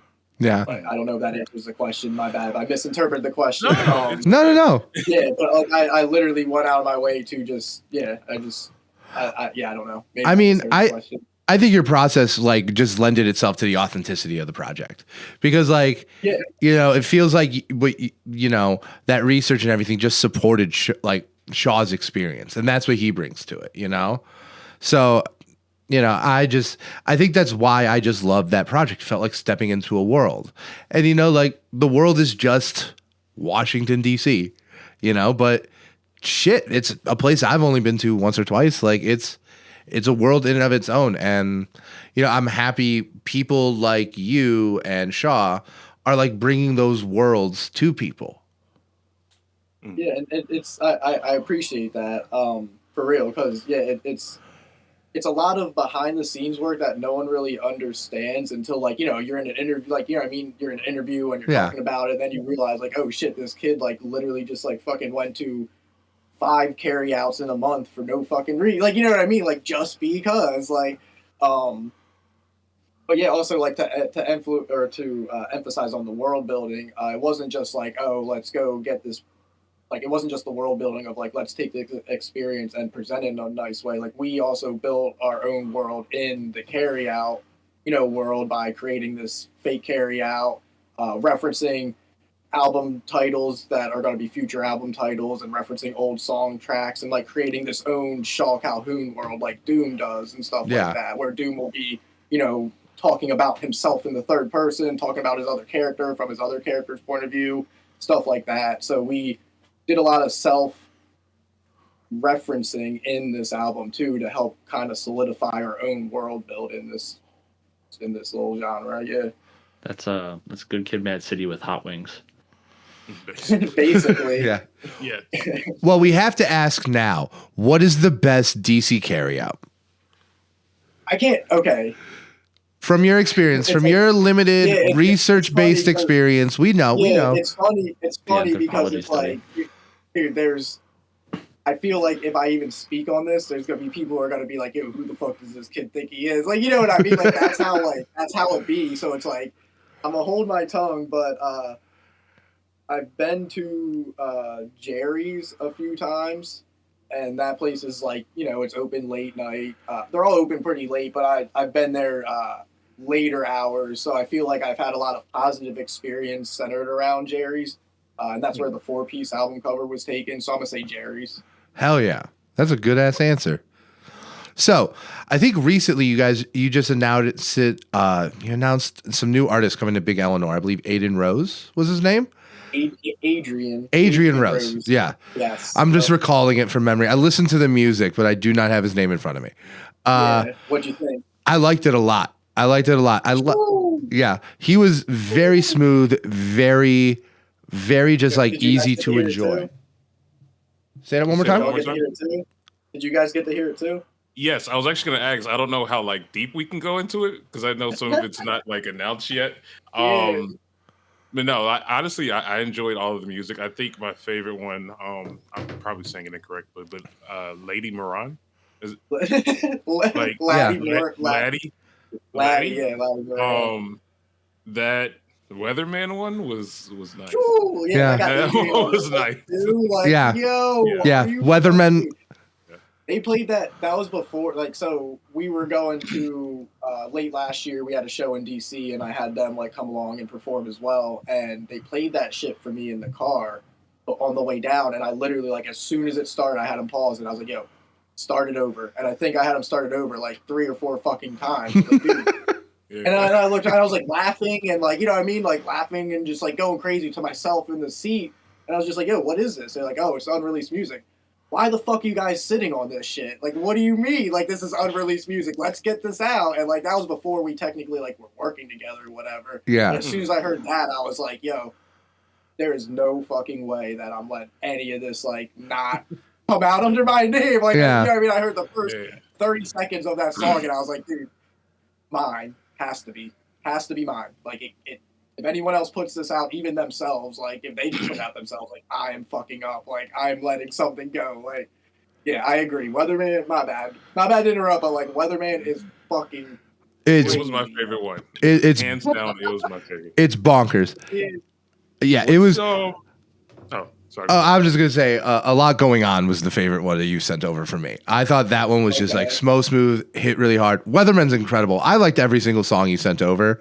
But that one was my favorite personally. Ooh, I'm super psyched to like the fact that those guys, chose to work with me and trust me and whatever that means in this process. Like it's crazy. And I feel like just like Shaw, I just pulled another fucking steal of the century. Yeah. Like what's everyone else doing? What's everyone else looking? Does no one else like really know what's happening? Because like I just now pulled the 3 biggest steals of the fucking century. Like, they're huge for the underground movement. Like, this is gonna like, I'm starting to see Shaw get like carried. Like, we send it in our group chats. We're like, shit, here's Shaw right next to a Schoolboy Q recommendation, right? And it's crazy. Like, really, really dope. Imagine where you guys are gonna be in 2025, 2026. It's nuts to think. And I'm gonna talk my shit real quick because it's like, please do. I don't know where my level of underground like ends, but it's like anybody who's on my level of underground, present to me your 3 best artists, and I'll present to you my 3 artists, and we'll go fucking toe to toe. Period. I like that. Yeah. I like that attitude. Period. And I don't even have to do anything. All I gotta do is be like, yo, you guys just literally show up and do what you normally do on a daily basis. That's it. Yeah. And that's honestly that's how the genre works. Even right now with all the like beefs going on, that's literally how hip hop works. You just kind of show up and do your thing. I like it. Yeah. What's the process? What was your process for outreach and like finding people?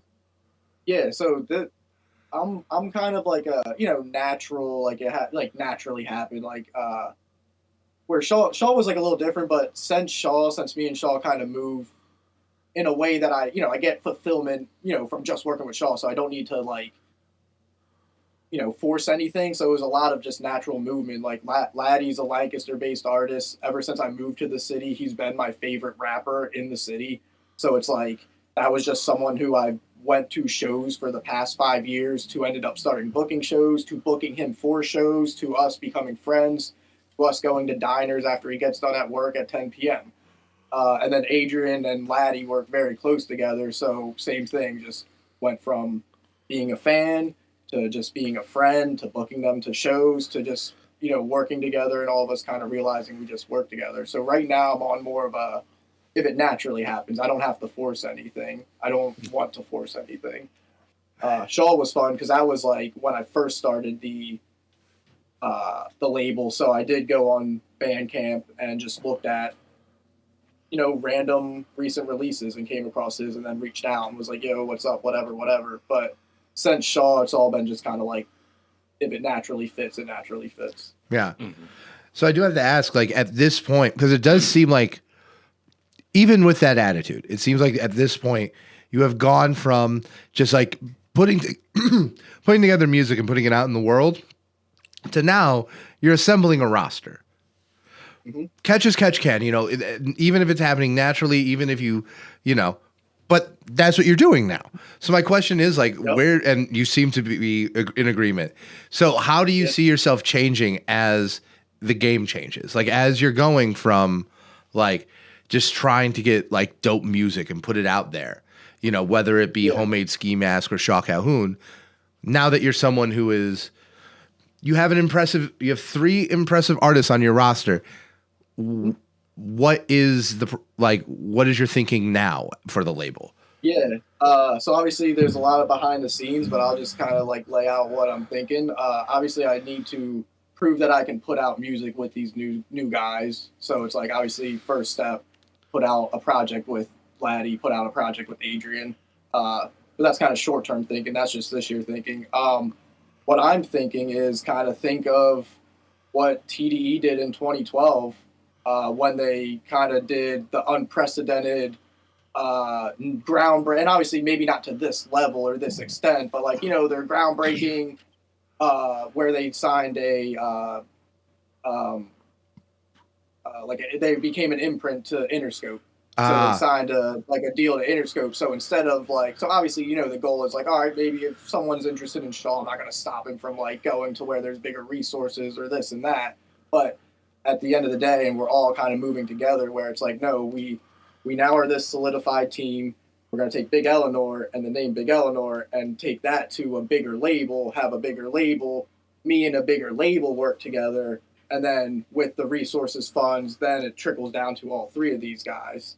So TDE in 2012 with how they signed to Interscope is like kind of like a big obvious example, but it's also a very obvious like reference point too, because it's like, what TDE was doing. Like, I feel like I'm kind of building this little TDE based roster in 2024 where it's like, no one's building the way that I'm building in like this type of way, this type of manner. Everyone's just like clicking up with people who all kind of sound the same or like our friends or this and that. It's like, no, like I selected 3 different artists that kind of sound, bring different, are all different lanes. Yeah. Like, you know what I mean? Like they're not going to they'll overlap, but it's not going to get in their own way. Like there are 3 different lanes of hip hop. It's like, think of TDE in like 2010, 2012 when like Kendrick was putting out like Section 80. And again, I'm not saying like we're putting out these level things, but it's like reference point. No, yeah, Section it's 80, I see what you mean. Long-term mentality, like habits and contradictions, like before, and then you look at 2012, and now all of a sudden Kendrick's putting out Good Kid, Mad City, and Schoolboy's putting out fucking Oxymoron, and Control System and stuff. It's because they did this like Interscope deal. Where now, all of a sudden, like, how did Kendrick meet Dr. Dre? Through these resources, through these funds, through all this stuff, and now all of a sudden they're putting out the best rap albums of ever. And I feel like, on a small scale, I'm proving that there is this success. Like you said, I have the resume, I have the ability to pick out the rappers, I have the ability to build projects and, push these guys on a highly creative level. If someone gave me the resources and funds, why would it not work on a larger scale? Yeah, so I just need to present that to a larger scale, get it belief from a larger scale, and then who knows? Why can't Shaw make one of the best rap albums in the past 5 years? Why can't Laddie make fucking one of the best rap albums with me and Adrian and Shaw and Laddie all working creatively together? Why can't we put out one of the best rap albums? Mm-hmm. No, I hear you. I don't think there's. So that's the next step. Yeah, that's the next step. It's like we're gonna take Big Eleanor, the name Big Eleanor, and have that get signed by a bigger label. Bigger Eleanor. Yeah, Bigger Eleanor. Yes. Bigger Eleanor. I love that. That's Yeah. better what it's That called. was It's got to be Yeah. Bigger Eleanor LLC. Yeah, that was a big rant, but that's like obviously like I'm very direct with where we're going with things. Yeah. No, that's Oh. such an interesting peek behind the curtain. I think like because to me, like if I was looking at your roster, like without looking at your Instagram stories, I think like because when I think of a hip hop label building like a modern killer roster, I think of Dreamville.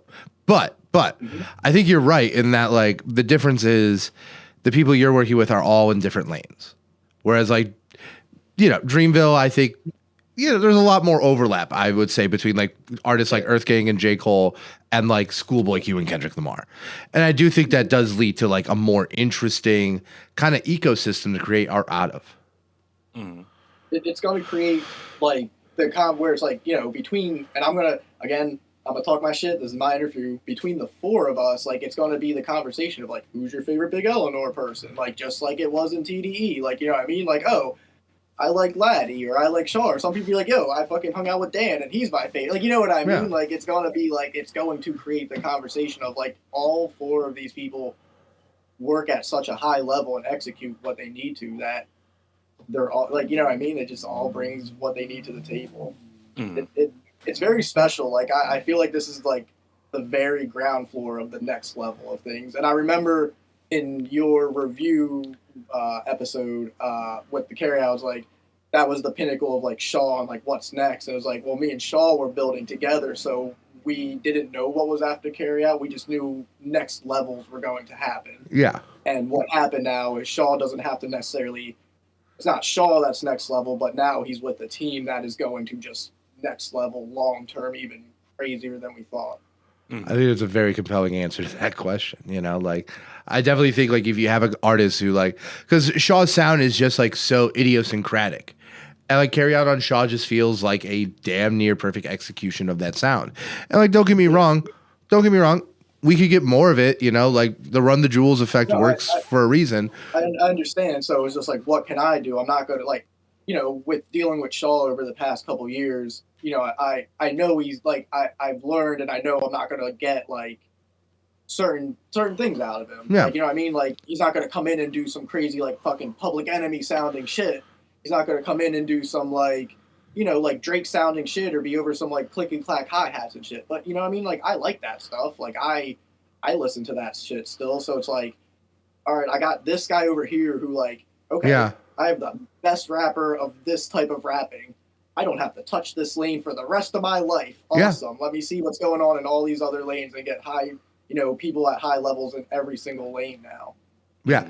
And yeah, it just seems like, the next step would just be giving him a team, putting people around him. So let's talk a little less about MCs.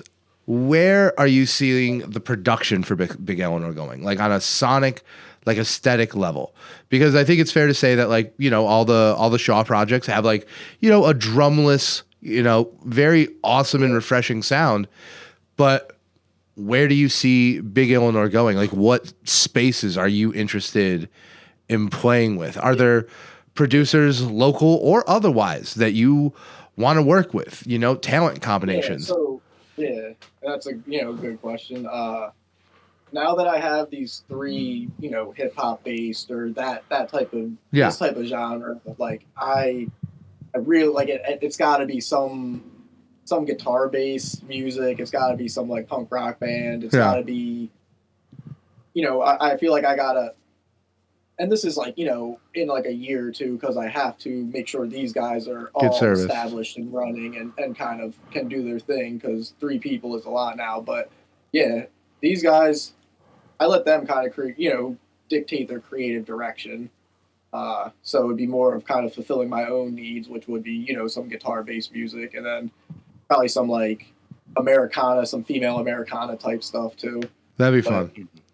Yeah, but probably some like, some loud, fast guitar based rock. That's all good over here. So I guess like for you personally, and feel free to answer this question both like as a fan, because like that's kind of the vibe here. Like we're all just like fans of the genre, and that's how we get here. Yes. So it's like, feel free to answer this like as a fan, but also like as a label head. Like, what are the things that like that stick out for you? Like when you discover an artist, like what is it that you're looking for? Is it an emotional thing? Are you just like looking for like something that like strikes you some kind of way? Yeah. Obviously, there is some form of personal connection to these guys' music. Like I personally like this stuff, but it's more of just like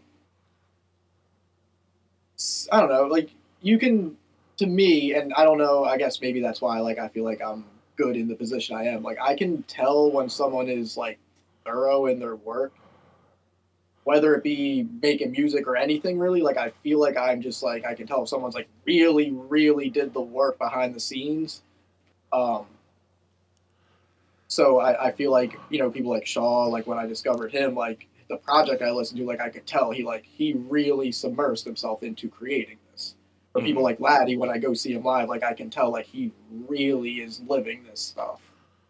So it's more of kind of like I feel like I have this way of being able to pick up when someone really is like in tune with what they're doing or in tune with their purpose. Yeah, you can. And then my purpose my purpose is music or creativity in the form of music, so I can really notice when someone's really tapped into you got a good nose for authenticity. Yeah, I guess so. And that kind of sounds pretentious to say. Fucking I would loud, say it. but... I'd say it. I don't care. Yeah.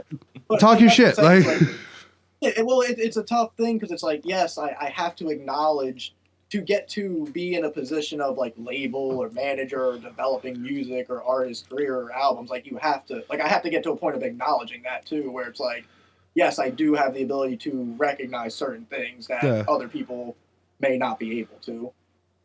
Yeah. I guess a follow-up question would be that, and obviously we don't have to say names or anything. Have you ever found an artist and then eventually trailed away from them? Yeah, yes, that has happened. And that was because it just didn't work. Not everyone works well together. I feel like I'm a select, like I feel like to work with me, like you got like, I don't know. I'm very I'm intense, like I'm not like yelling or nothing like that. Like I'm not intense, like aggression wise, but like I'm there every day, just like hey this. Like you know what I mean? Like I show up every second of every day, just like moving forward. So someone's not at the space to be able to do that. It just kind of clashes. No, and I think like being honest about that stuff is like what's very important in making this whole process work. So I guess let's talk about like music and like maybe you can give us a little bit more of an insight into the underground scene because like that is something that we are eager for like more insight into.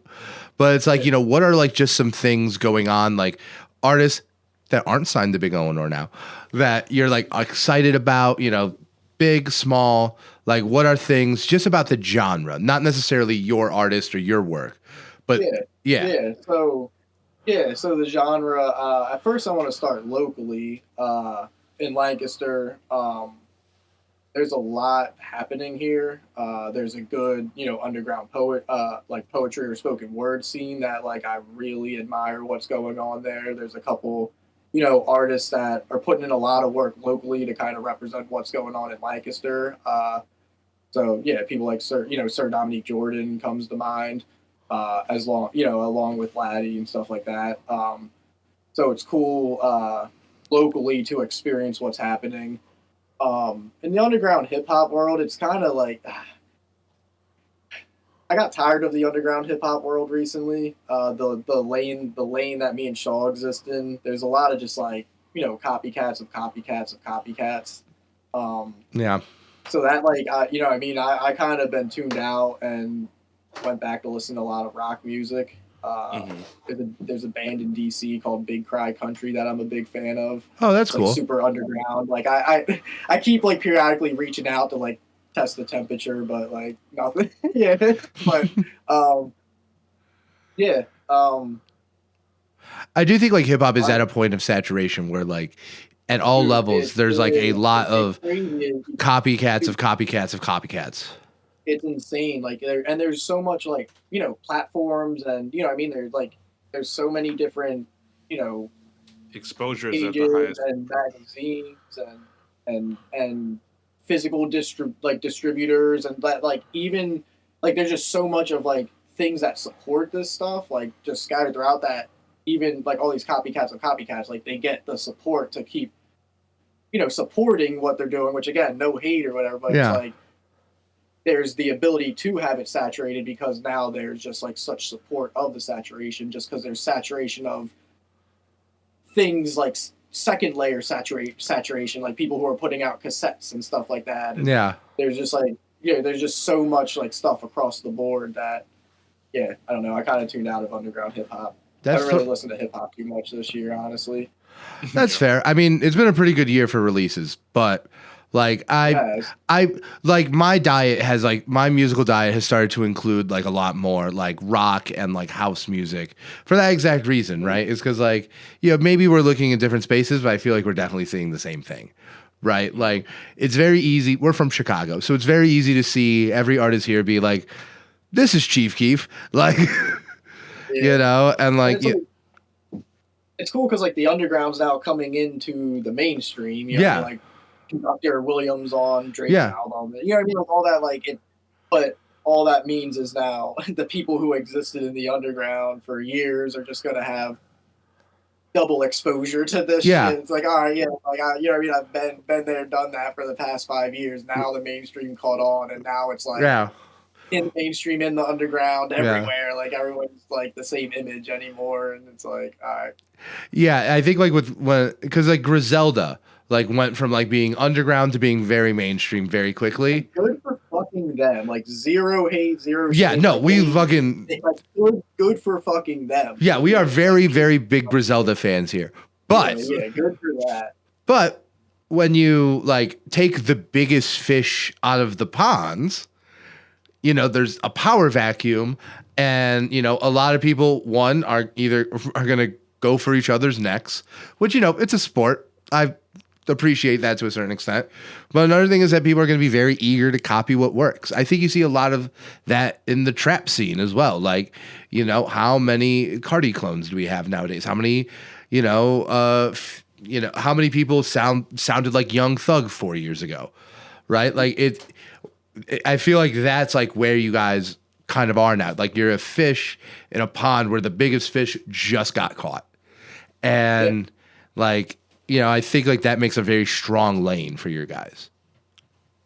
Yeah, and I feel like it creates, like you said, it creates the vacuum, or it creates the whirlpool where it kind of can shake things up, and it doesn't mean that it has to be the same thing now. You know what I mean? Like the big fish is gone, so it's like there's not anything to have to mimic or any rule of the bigger fish, like what to do now, because it's like everyone's equal.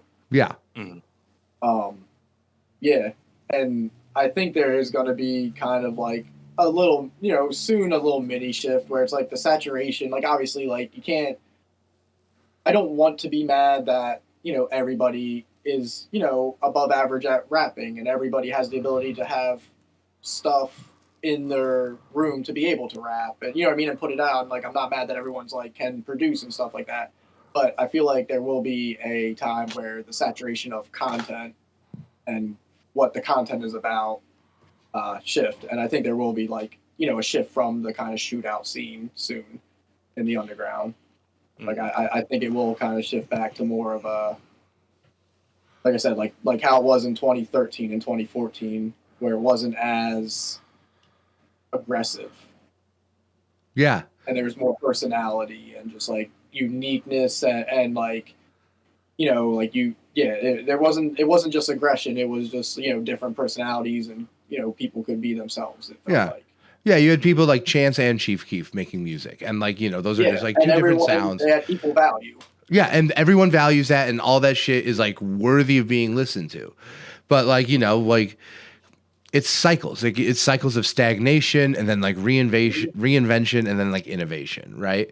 And I don't know. I think like on one end, like I think it's kind of exciting. Like I think it's exciting to see like, because some good shit's gonna come out of it. Some bad shit's probably gonna come out of it too. But like, someone's gonna rise to the top, and it's like it's a wonder of who it's gonna be. And I think some of your guys have like a fucking fighting chance. I Yeah, do not think they're agree. the smallest fish in that pond. Like, Yeah, I appreciate that. Yeah, we're going to try our best. yeah. So I want to ask you something because you brought something up, and I wanted to ask you, what is it like doing physical release in the 2020s? Like, because you guys were putting out CDs. You guys sent me a CD for Fly Langston. You guys put out cassettes, vinyls. Like, what is the process, especially at your scale, for like getting these things out there? Because I feel like with the ubiquity of streaming, people in our lane, if you can't tell from you and Jasper's angles, like we've started to really value being able to reach out and touch our music. Yeah. If you notice, last year Shaw did more shows than anybody in our lane in the underground. Yeah. So that's how we do shows. Like the world that I have, was raised in, like that punk rock world or whatever. You just do shows. That's what you do. Yeah. Yeah. You make an album, you get some fucking merch, and you go on tour and you sell it, and you come back and you do it again.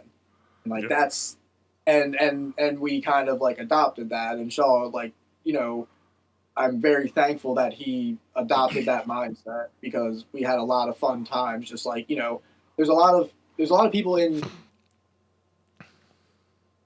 There's people in that are of our lane, our status, and even a little above. Like they don't want to do the type of shows that we do. Where me and Shaw, if you look at the Fly Langston tour we did last year, whatever, it was like record shop, skate park, living room, one stage, clothing store, stage, where it's like people are, especially on the hip hop level, like intimidated to do that type of like super groundwork, where it's like, what do you mean drive 2 hours to perform on a floor at a clothing store? But then we go there and we made the connection, we sold $100 worth of merch, and we got paid $40 from ticket sales. You know what I mean? So it's like one of those things where it's like, people are intimidated to do that type of stuff. But yeah, we do shows. Like we get merch with the intention of doing shows. Online sales are what they are, and I'll keep it that way. But our show sales, every time Shaw does a show, we sell shit from our merch table. I don't doubt it. Like, I saw Shaw at a show at a skate park. I would buy some merch. Yeah, and that's not just like, obviously Shaw comes up and does his part. Like, it takes him rocking the fucking mic. Like, if he didn't perform at a high level, no one would give a fuck about his CD. So it's like, we have the CD there, and then he, a lot of these places, like, if you go to Jersey and you're on tour, people come out to shows. Like, the level that we're at, like doing these record shops, like people come to support. So if you have a CD, like they're going to buy it even if they don't have a CD player, because they're like, oh, thank you for doing this. Like, thank you for coming out and taking your time and making this. Like, I don't even know if I like your stuff, but I support you doing this. So yeah, we just do a lot of shows. Yeah, we put our head down and try to do as many shows as we can. I think that's sick, because like that's the scene I come from too. And it's like, it's a ground game. It's almost like politics, right? You just got to be there doing it, and that's how you make, like, that's how people find out who you are. Like, that's just, and now there's a digital ground game too. But like, like, I don't think anything that doesn't count, because even because by doing, my bad to interrupt, because not only like just like reaching the fans, like the way that I've been building and like doing these shows and doing it in the way that I have been, intentionally or on purpose, kind of is, I'm trying to, it's kind of like reminiscent of what was going on in like the early 80s, like, the hardcore scene with like Minor Threat and Bad Brains and stuff like that. Like, if you, do any, like, look at how that scene spread, like, it was the early 80s, there wasn't internet and shit like that. So it was like, you go to a town, you make a connection now, and like, you just see this spider web of like connection. And now all of a sudden this guy knows this guy because this person connected this person. They did a show down here, and they're doing like tours, and like they're physically connecting. And that's slowly starting to happen now, based out of like where I'm at, where it's like now, in a month I'm doing a show in Jersey and DC, and I consider both of those like super strong connections because of that. So it's like out of Lancaster up the East Coast. So it's like what is happening is slowly starting to spider up the East Coast just by us physically showing up to these places and meeting these people and then developing these relationships and keep pushing them and stuff like that. Yeah, all I was going to say is I think that shit is just like way more real, right? Like I don't think like digital is worthless, but I think that is just like way more valuable. It's the long term. It's the long term game. Yeah. It's the long term game. It's literally the long term game. It's like I'm not paying a robot to get my shit out to someone in Jersey. It's like, no, like I'm gonna fucking go to fucking Jersey and go to your local record shop and say, hey, this shit's fucking out, motherfucker, listen to it. And then go back home and say, I did the best I could. There is nothing more I could do, period. Mm-hmm. Yeah, I mean, there's that level of leaving it on the field that I think is just like solely lacking, I think, in a lot of like independent music nowadays. You know, you get all this free organic reach from TikTok and people forget about like the local independent scene that gave us pretty much every artist we love, right? Like, you know, like. You forget, like, I mean, like everyone's like, there's not like obviously people like kind of, but like I can't think of people who are like, oh, that person did it because they, you know, were doing the streams after this. But like, you know what I mean? You always think about the motherfucker who was like, you know, made it big because he started out by selling CDs out the trunk. Like, you know what I mean? So it's like that is way more memorable, way more kind of, I feel like a good impactful foundational stuff. Yeah. Yeah. Like a good, like lay your foundation that way. And then, and that's why, and I commend you for kind of noticing this, going back to the Shaw, the review or whatever, when you were saying like this kind of feels like the pinnacle or what we were kind of like building towards, that kind of like is what it, that kind of like is what it was, where it's like hold on, my bad. Take your time. It's okay. Yeah, dude, no pressure. We're called the Unpaid Nobodies. We're allowed to be loosey-goosey. It is fine. Another thing, while you think about it, then another thing I was going to bring up, I feel like specifically what we're talking about here, it's a lot more respectable in underground hip hop. I feel like underground hip hop is way more rooted in its traditions, where like you go to the mainstream, they've changed how they actually present the music. It is more focused on streaming. It is more focused on getting a moment out of TikTok or whatever it is. People now make music literally just for one specific line to hit. It's very different with underground hip hop, and it makes sense why you're taking this route.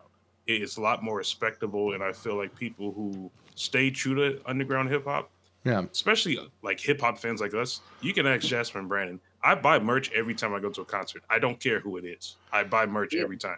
I just went to a Boz concert. They didn't have any merch in my size. I bought a lighter just to buy a lighter. It didn't matter. Same. So it just makes sense. Yeah. Yeah, I love that. Yeah, I think like that is just like very old school, and it's worthwhile, man. It is like how you get to that upper echelon, you know? It reminds me of like J. Cole standing outside Rockefeller Records with a sign, right? Like you gotta like do shit on your feet, you know? It's fun, like I said, like like. Yeah, and it's fun. That shit's a blast. Turned down some of the shows that we did. It's like, like I went and like I remember I still remember like the time I had, what happened, like, you know what I mean? It was all memorable shit. So it's like I'm just trying to experience. And it's more of just like, what is fun? Shaw, do you like rapping? Yes. Do you want to go to Jersey to rap in front of people? Yes. Okay, let's fucking go. Right. Problem solved. There we go. No brainer. Like, dude, do you like rapping? Yes. Okay, I'm going to put you in front of people to rap. Do you care where it's at? No. Okay, good, because it's a clothing store. But that's cool though. Yeah. I gotta say, I think I've always had like a more impactful time at like these smaller venues, right? They always like, it allows an artist to make like a bigger impression, right? Now, like, I think there's a lot of like, complaining about hip hop shows, I think is like kind of lame, even on like the big level, but like, it is just true. Like, seeing someone at a skate park, like right up close, like being able to almost like smell the creativity. It's a whole nother level. And like, I think of this, like I said, I think of this shit as like a fan first too, where it's like, would I like to see Shaw at a skate park? Yes. Why would I not do that for other people then? There we go. Yeah. And Yeah. you're the brains behind everything. You're kind of the head of the label. You're very obviously knowledgeable within the hip hop genre. Do you feel like you grew up in certain circles that supported you, or do you feel like you just went out and did the knowledge yourself? How'd you come to with all these Yeah, different ideas? yeah. I mean, a little bit of both. Obviously, like I'm an influence of like surrounding stuff, but I would feel I did a lot of this knowledge myself. I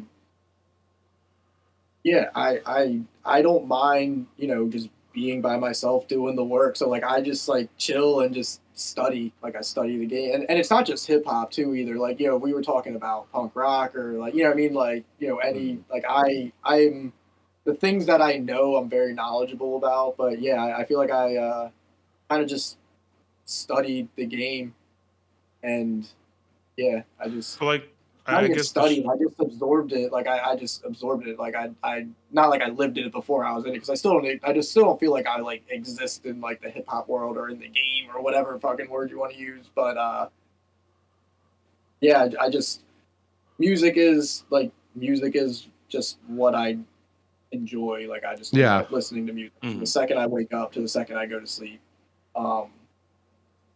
So yeah, I guess just. Yeah. I Yeah, totally I get just that. over time just picked it all up. And Yeah. just, yeah. No, I relate to that because like, I feel like hip hop is both music and it's a culture, right? And I think a lot of people like get into it like culturally. I think like that is like where a lot of like true hip hop heads get into it, right?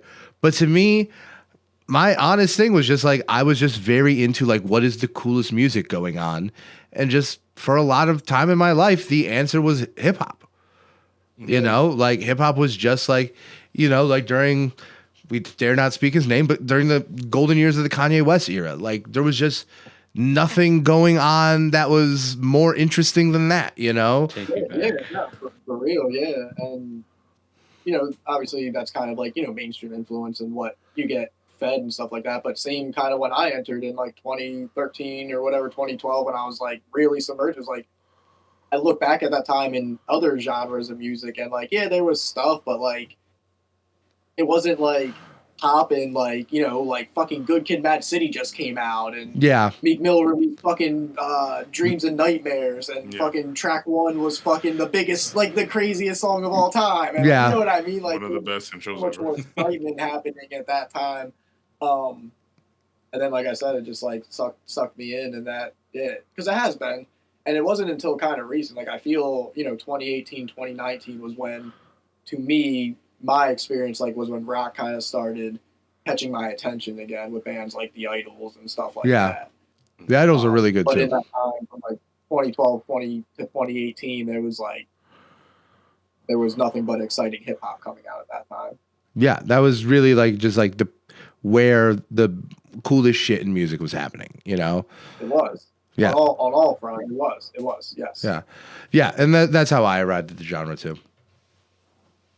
Ugh. And like, don't get me wrong, I like, it was, hip hop was present throughout my whole life or whatever, but listening to rock, listen to punk rock more on my own choice. We are who we are, and It's just obviously like, and then obviously I'm familiar with, past hip hop and like, back to whatever, but yeah, the 2013 areas, like that's when like it was like nah, that's how obvious shit happens, and like honestly as good of a time as ever. If not One of the better. big years. Yeah.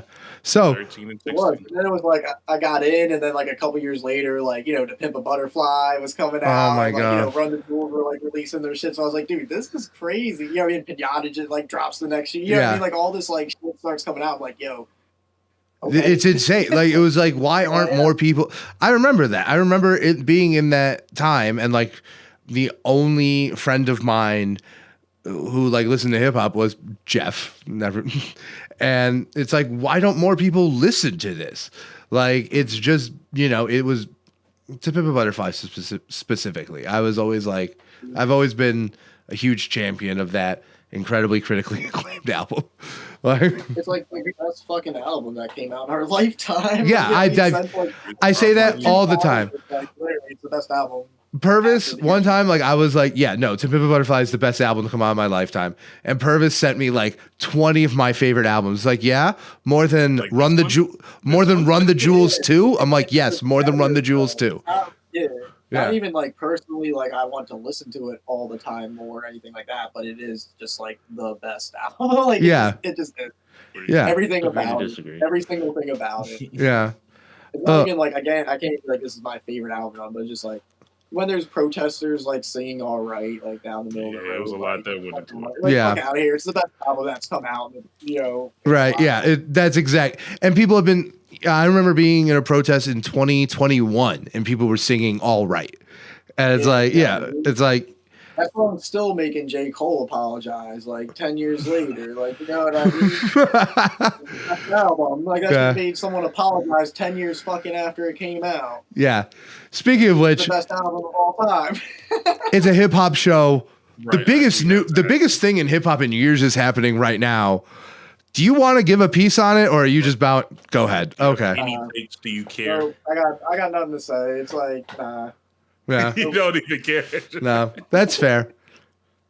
I've been meaning to ask it because I know most of your artists are in the underground. Do you listen to main like hip hop or mainstream hip hop? Yeah, do you have guess, like, favorite artists? Yeah, who is considered like who's like big or mainstream like now? Like who's like kind of like topping the mainstream right now? Probably Travis. Names, yeah. Probably Travis. It's the beef too, so it's like Future, Metro, Drake. Not really. Yeah. I don't really be listening to like Travis Scott. Not new Drake. Yeah. I was listening to fucking Take Care earlier today though. Take Care is the only last week. Take Care is. I don't know if that counts. We only listened to Drake before Views. Like No, we listened to Drake before Nothing Was the Same. No, Nothing Was the Same was good. You shut up. You'll give him Nothing Was the Same. I'll give him half of it. I'm not really too tapped into like the mainstream like that. I think there are some cool artists coming up. Like Jid was a huge mainstream success. Is he mainstream? I would define Jid. I would definitely. I don't know if you've been on TikTok, but like his song is like the most popular thing on it. Yes. Jid if he's big, Jid's huge. Lala and the crowd's huge. You're pretty successful. Okay. Yeah. Then Jid. Whatever your question was, then Jid's my answer. Jid. We are literally a catchphrase on this show is just Jid better. Like better. Now we do have to ask it because now I need to take it a step below that. Do you listen to Vince Staples? Do you listen to Denzel Curry? Yeah. I'm like mad familiar. It's like funny. It's like funny to me. This is like kind of goofy or whatever, but I'll get into it. When one thing that like helped me feel like I had confidence in like seeing something was about to happen in ours, like when Denzel Curry, like right after he released Ultimate and he released the like 13 EP or whatever, before he released Taboo or whatever, just like watching how he was operating, like because I was a fan of that. I still am a fan, but I was like the most tapped in around that time with him, and just like I was watching all of his interviews before he released it, and I was like, I could just tell by the way he was like operating that I know that he knew he had something like really next level for him and just what's going on. And like once I noticed that, I was like, yo, like I feel like I can tell when artists are like really aware of what they're doing and like can next level what they're doing. And I just remember when Taboo came out, just being like, yo, like the way he was carrying himself and what he was saying and the confidence he had, like it made sense because he had this album in his back pocket. And whenever, like, when we had Carry Out on Shaw done, like, I would always think to myself, like, this is probably what Denzel Curry felt when he had Taboo in his back pocket waiting to release it. It was, like, the same feeling. Just That's being, like, sick. When I watch him in interviews, he'd be, like, sitting there being, like, I know I'm the shit. He wouldn't say this, but, like, you could tell his aura was like, yo, I know I got some shit that you motherfuckers are going to love. Ask me any questions, and I'm confident. And, like, that was literally how, like, I felt with Carry Out, too. That was the most unpaid nobody's story anyone has ever told on this podcast. That was fantastic. Yeah, like that. I love that circle. I love the whole circle of influence thing. I love, like, you know, like, oh, shit, this is how Denzel Curry must have felt, you know? Yeah. Yeah, and it's a weird thing to say, but it's like, I remember that. Yeah, I remember watching his interviews and just being like, this motherfucker knows he got something. Like, he knows he leveled up. Like, he knows what people were expecting. He blew expectations. Like, he just knows it, and you can tell. Yeah, I mean that kind of quiet confidence is like hard. It's hard to like. I think the only other time I saw it was maybe Conway right before like got like what was it? God don't make mistakes. That was the one, right? Like that would because like Conway has been making great music forever, but like that one I feel like was just another level. Yeah. Yeah, So it's I like think yeah, go ahead. I was just gonna say I think we could probably go around and each name like an artist who's impactful to us who's had a moment like that that's very memorable. Like for me, that's the college dropout Kanye, just peak like intensity. Like I know I've got something here. No one's gonna sign me, but it's lightning in a bottle and it's ready. You know, that kind of That's thing. the definition of that. Yeah. All right. So I think like one of the last questions I got to ask you, because you're the man who's going to make it happen. When are we going to see Shaw perform in Chicago? He said, "I'm the man to make it happen." Don't do that. Yeah, don't do that. Don't be doing that either. We'll be there. We'd be there. We'll sponsor the show. Who cares? Right. Yeah, no. So We know some venue getting to people. Chicago, obviously, like I thought it because I remember because you guys said that in the last review, John, too. Just to go to Chicago wouldn't be a one-off, so it's like more of like how do I do a route from Chicago and then maybe Pittsburgh and then back home. Oh, yeah. So it's more complicated than just like rolling Yeah. to Chicago. It's like out of just like the drive and the night range. So it's like now we're talking Chicago, Pittsburgh. You know what I mean? We got you. You know, Ohio. So Detroit, anything. Detroit. yeah, it's not. It hasn't lost my mind. It's just, yeah. All When right. the time comes, I'm gonna. Yeah, when the time comes, don't worry. Like I'm gonna hit you guys up and be like, "Yo, let me know where I Yeah. can hit up. Let me know where to set up shop, and I'm gonna make it happen." But that's why it hasn't, because it's like we haven't ventured west yet. We only have gone north and south, basically. And I get the strategy. I think the strategy is like very smart. Like that's exactly this place where you guys need to be. It's just selfishly as someone who liked Carry Out on Shaw, you know, like I don't. Yeah, and I don't know if there's like. Because I don't know, I haven't broken into like the festival game yet, so it's like I would love to like get some like early slots at festivals, and I'm sure that could like bring us closer to where you guys are too. oh yeah, no, you definitely would be Shaw would be a great pick for like a 2 PM at Riot Fest. Yeah, I mean, I don't know if that's a compliment or not, but yeah, I think it is. Compliment. That's a huge compliment. That is a compliment. This was a huge Put 'em on compliment. at the night Trust me. before, and Yeah. I'll say, Yeah. But no, like whenever you guys do want to just make the move here, like, we know some people. So it's like, yeah, we would no, and love I to. know, and it doesn't. To me, it doesn't take much. Like, if you're just like, here is a record shop that may do it. Like, you know what I mean? Like, that's all the stuff that I kind of need to make stuff like that happen. Awesome. Logan Hardware in Chicago. 100%. Yeah. It'll happen. Well, yeah, man. Before you go, I did tell you we would need 2 things from you. Yes, 2 songs. Right? 2 song recommendations. Yes. The only rule is they have to be different artists. All right, so I'm going just full albums, but we're Go gonna ahead. do the most recent. It doesn't have to be like something that was released like this No. year, or not right? No. Okay. No. We'll go the most recent Soul Glow album. Hardcore band out of Philly. I've heard of Soul Glow. They're really good. Yeah, Soul Glow, their most recent album, Diaspora's Problems or some shit. I probably fucked that up, but really fucking good. The whole album's really good. Like, the whole fucking album is good. The whole album is good. It's fucking energy. It's the definition of energy. So, the most recent Soul Glow album. And then we'll go, because this is the only hip hop I've been listening to, the most recent Little Brother album that came out in like 2019. Little Brother, May the Lord Watch. I'm not listening to too much hip hop right now. It's just where my mind is. But Little Brother, to like the group Little Brother, is like saving it for me. It's the only hip hop I'm listening to right now. I've never heard of them. So Okay, I will. yeah, I do now.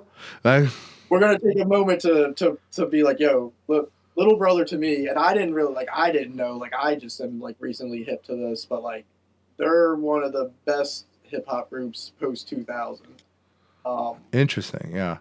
It's like to me it's like right where like De La and people like that like kind of left off. It's like where like the Roots and De La and stuff like that like left off in the early 2000s. It's like so good, and then they put out a couple albums in the early 2000s. One of them's called The Menstrual Show, which is fucking insane. Like, the concept is fucking nuts. Like, insane. Like, insane. I'm looking at it. It looks nice. It looks nice. I'm looking at it right now. I'm looking at it. Yeah, dude. And to me, it's like almost like kind of very. I heard this album after we like made Carry Out, but it's very Carry Out on Shaw kind of like in the way that it's aware and funny and like, you know what I mean? It's like, and it's like aware of itself kind of album. So like it's just poking fun at itself. But then they went away for a while, and then they came back in 2019 and released the album. Yeah, with May the Lord Watch. Mm-hmm. So good. So good. I just saved it. To me, it's like, yeah, dude, so good. It's just like, and they're a little older at that time, but like Shaw keeps getting this label grown band rap, and like to me, I feel like Little Brother was getting that label back in like the early 2000s. Mm-hmm. I love the label grown man rap. Like I feel like all my favorite artists, like Danny Brown's last album was just grown man rap. Killer Mike's last album was just all grown man rap. What do you think about Danny Brown's last album? I loved it. I've been like a longtime fan of Danny Brown, but he's never been like, he's never been like the equivalent of like Kendrick to me, where someone I listen to like often. Across the Exhibition, though. Incredible album. Fantastic album. One of the best of the 2010s. It's just, it's like the requiem of a dream of albums to me a little bit, where it's like, I got to be in a very safe, I've had to have a really good day to listen to all of Atrocity Exhibition. You want me to listen to Really Doe? Anytime. Yeah. You want me to listen to the whole thing? That masterpiece? Fantastic. But I loved Carranza because I think my second favorite Danny Brown project is Triple X. So I think Carranza was just like a natural like layup for it. I mean, I feel like it's a good time for right now. It's a tradition or a transition of a lot of artists. A lot of the older people are going out. So you have Ab-Soul just released Herbert, that self-titled like old man rap. The other two we just mentioned, like we're gonna start seeing a lot of them coming out. Yeah, honestly, I think it's a lane for someone like Shaw to innovate in. So I'd embrace it. Like, okay. Well, I do want to say, do you have any closing words? It could be a phrase that you always go to. It could be news to your fans. Anything you want to end off on. Wait, do you guys give your recommendation, or you want my closing words first? Do your closing words, and then we'll do our Rex.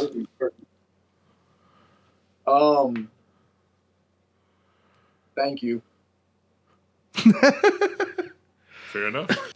Damn, you thought about that shit. You're welcome. That was smart. All right. Thank you for coming on.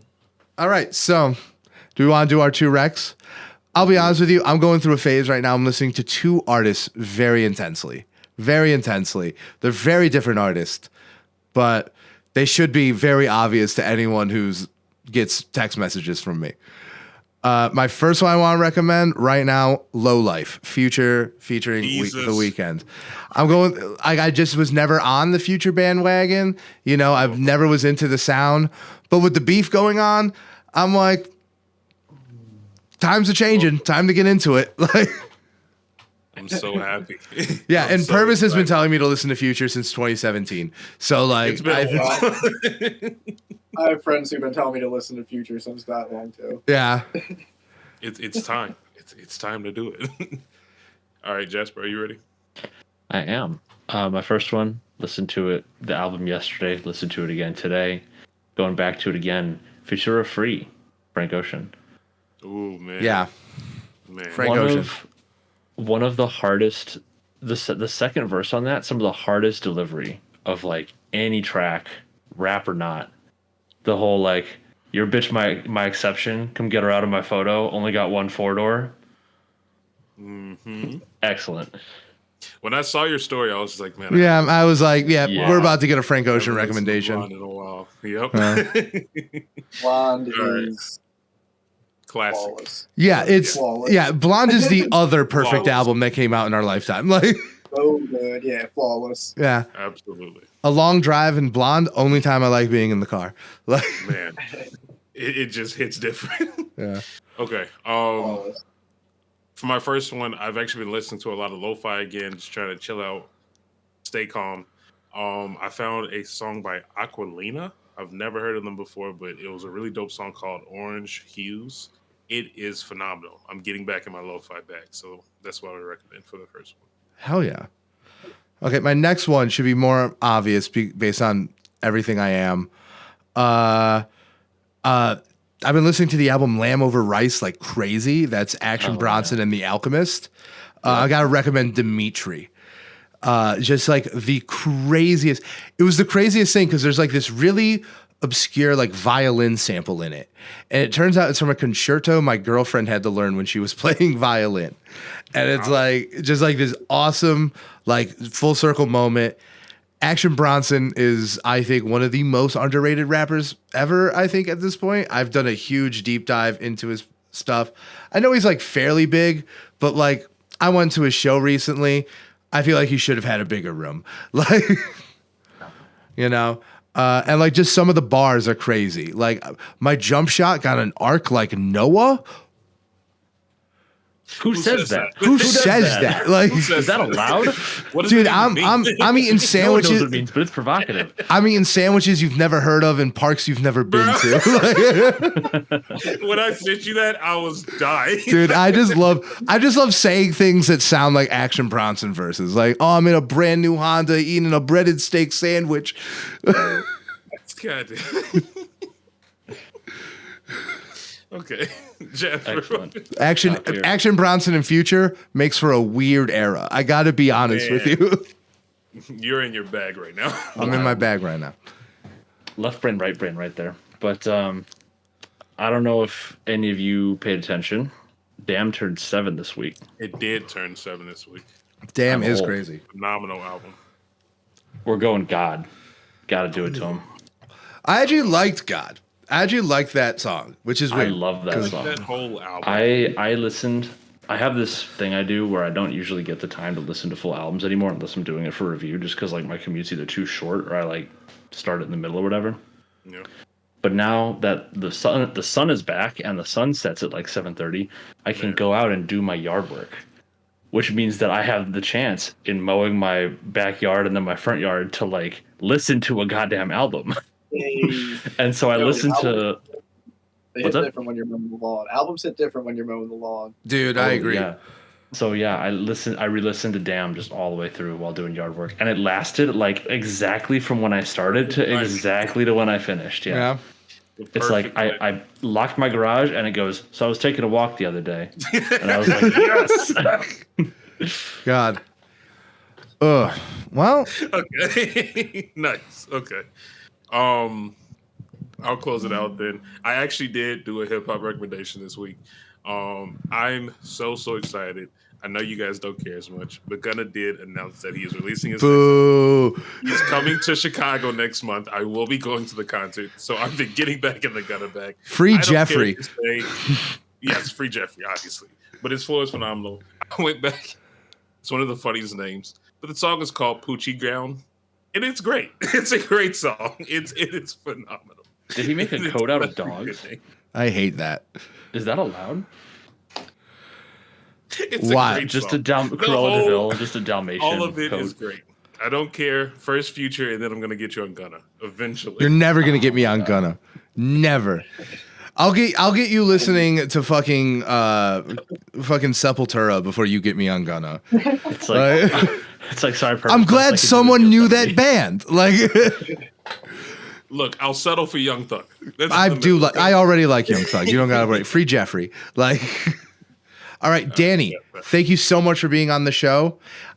I don't know if you've been following, but we're doing a Year of Doom where we're reviewing 4 Doom projects this year, and then we're doing a big episode on Doomsday. We'd love to have love to have you back for Doomsday. What day is Doomsday? It's in October, I think. It's near Halloween. Okay. Yeah. Potentially. Okay. Potentially. Very, very high chance. I am very, very, very, very influenced by Doom. So. Yeah. No. I think Doom is just we're devoting a whole year to him. So we're going to be reviewing Food in the next couple weeks. We're very excited to just like dive into these dudes because like Doom was someone who was like, I was born in 92. Like Doom was, he passed me. So it was like diving back into it. Best rapper of all time. Yeah. I mean, Favorite rapper's A favorite lot of rapper. people he's say- your favorite rapper's favorite rapper. There's no debate there. Like, but yeah, man. Do you want to promote anything before we go? I'm about to hit stop recording, but if I want to give you last words. Go outside, breathe in some fresh air. Touch grass. Okay, I like it. Love that. All right.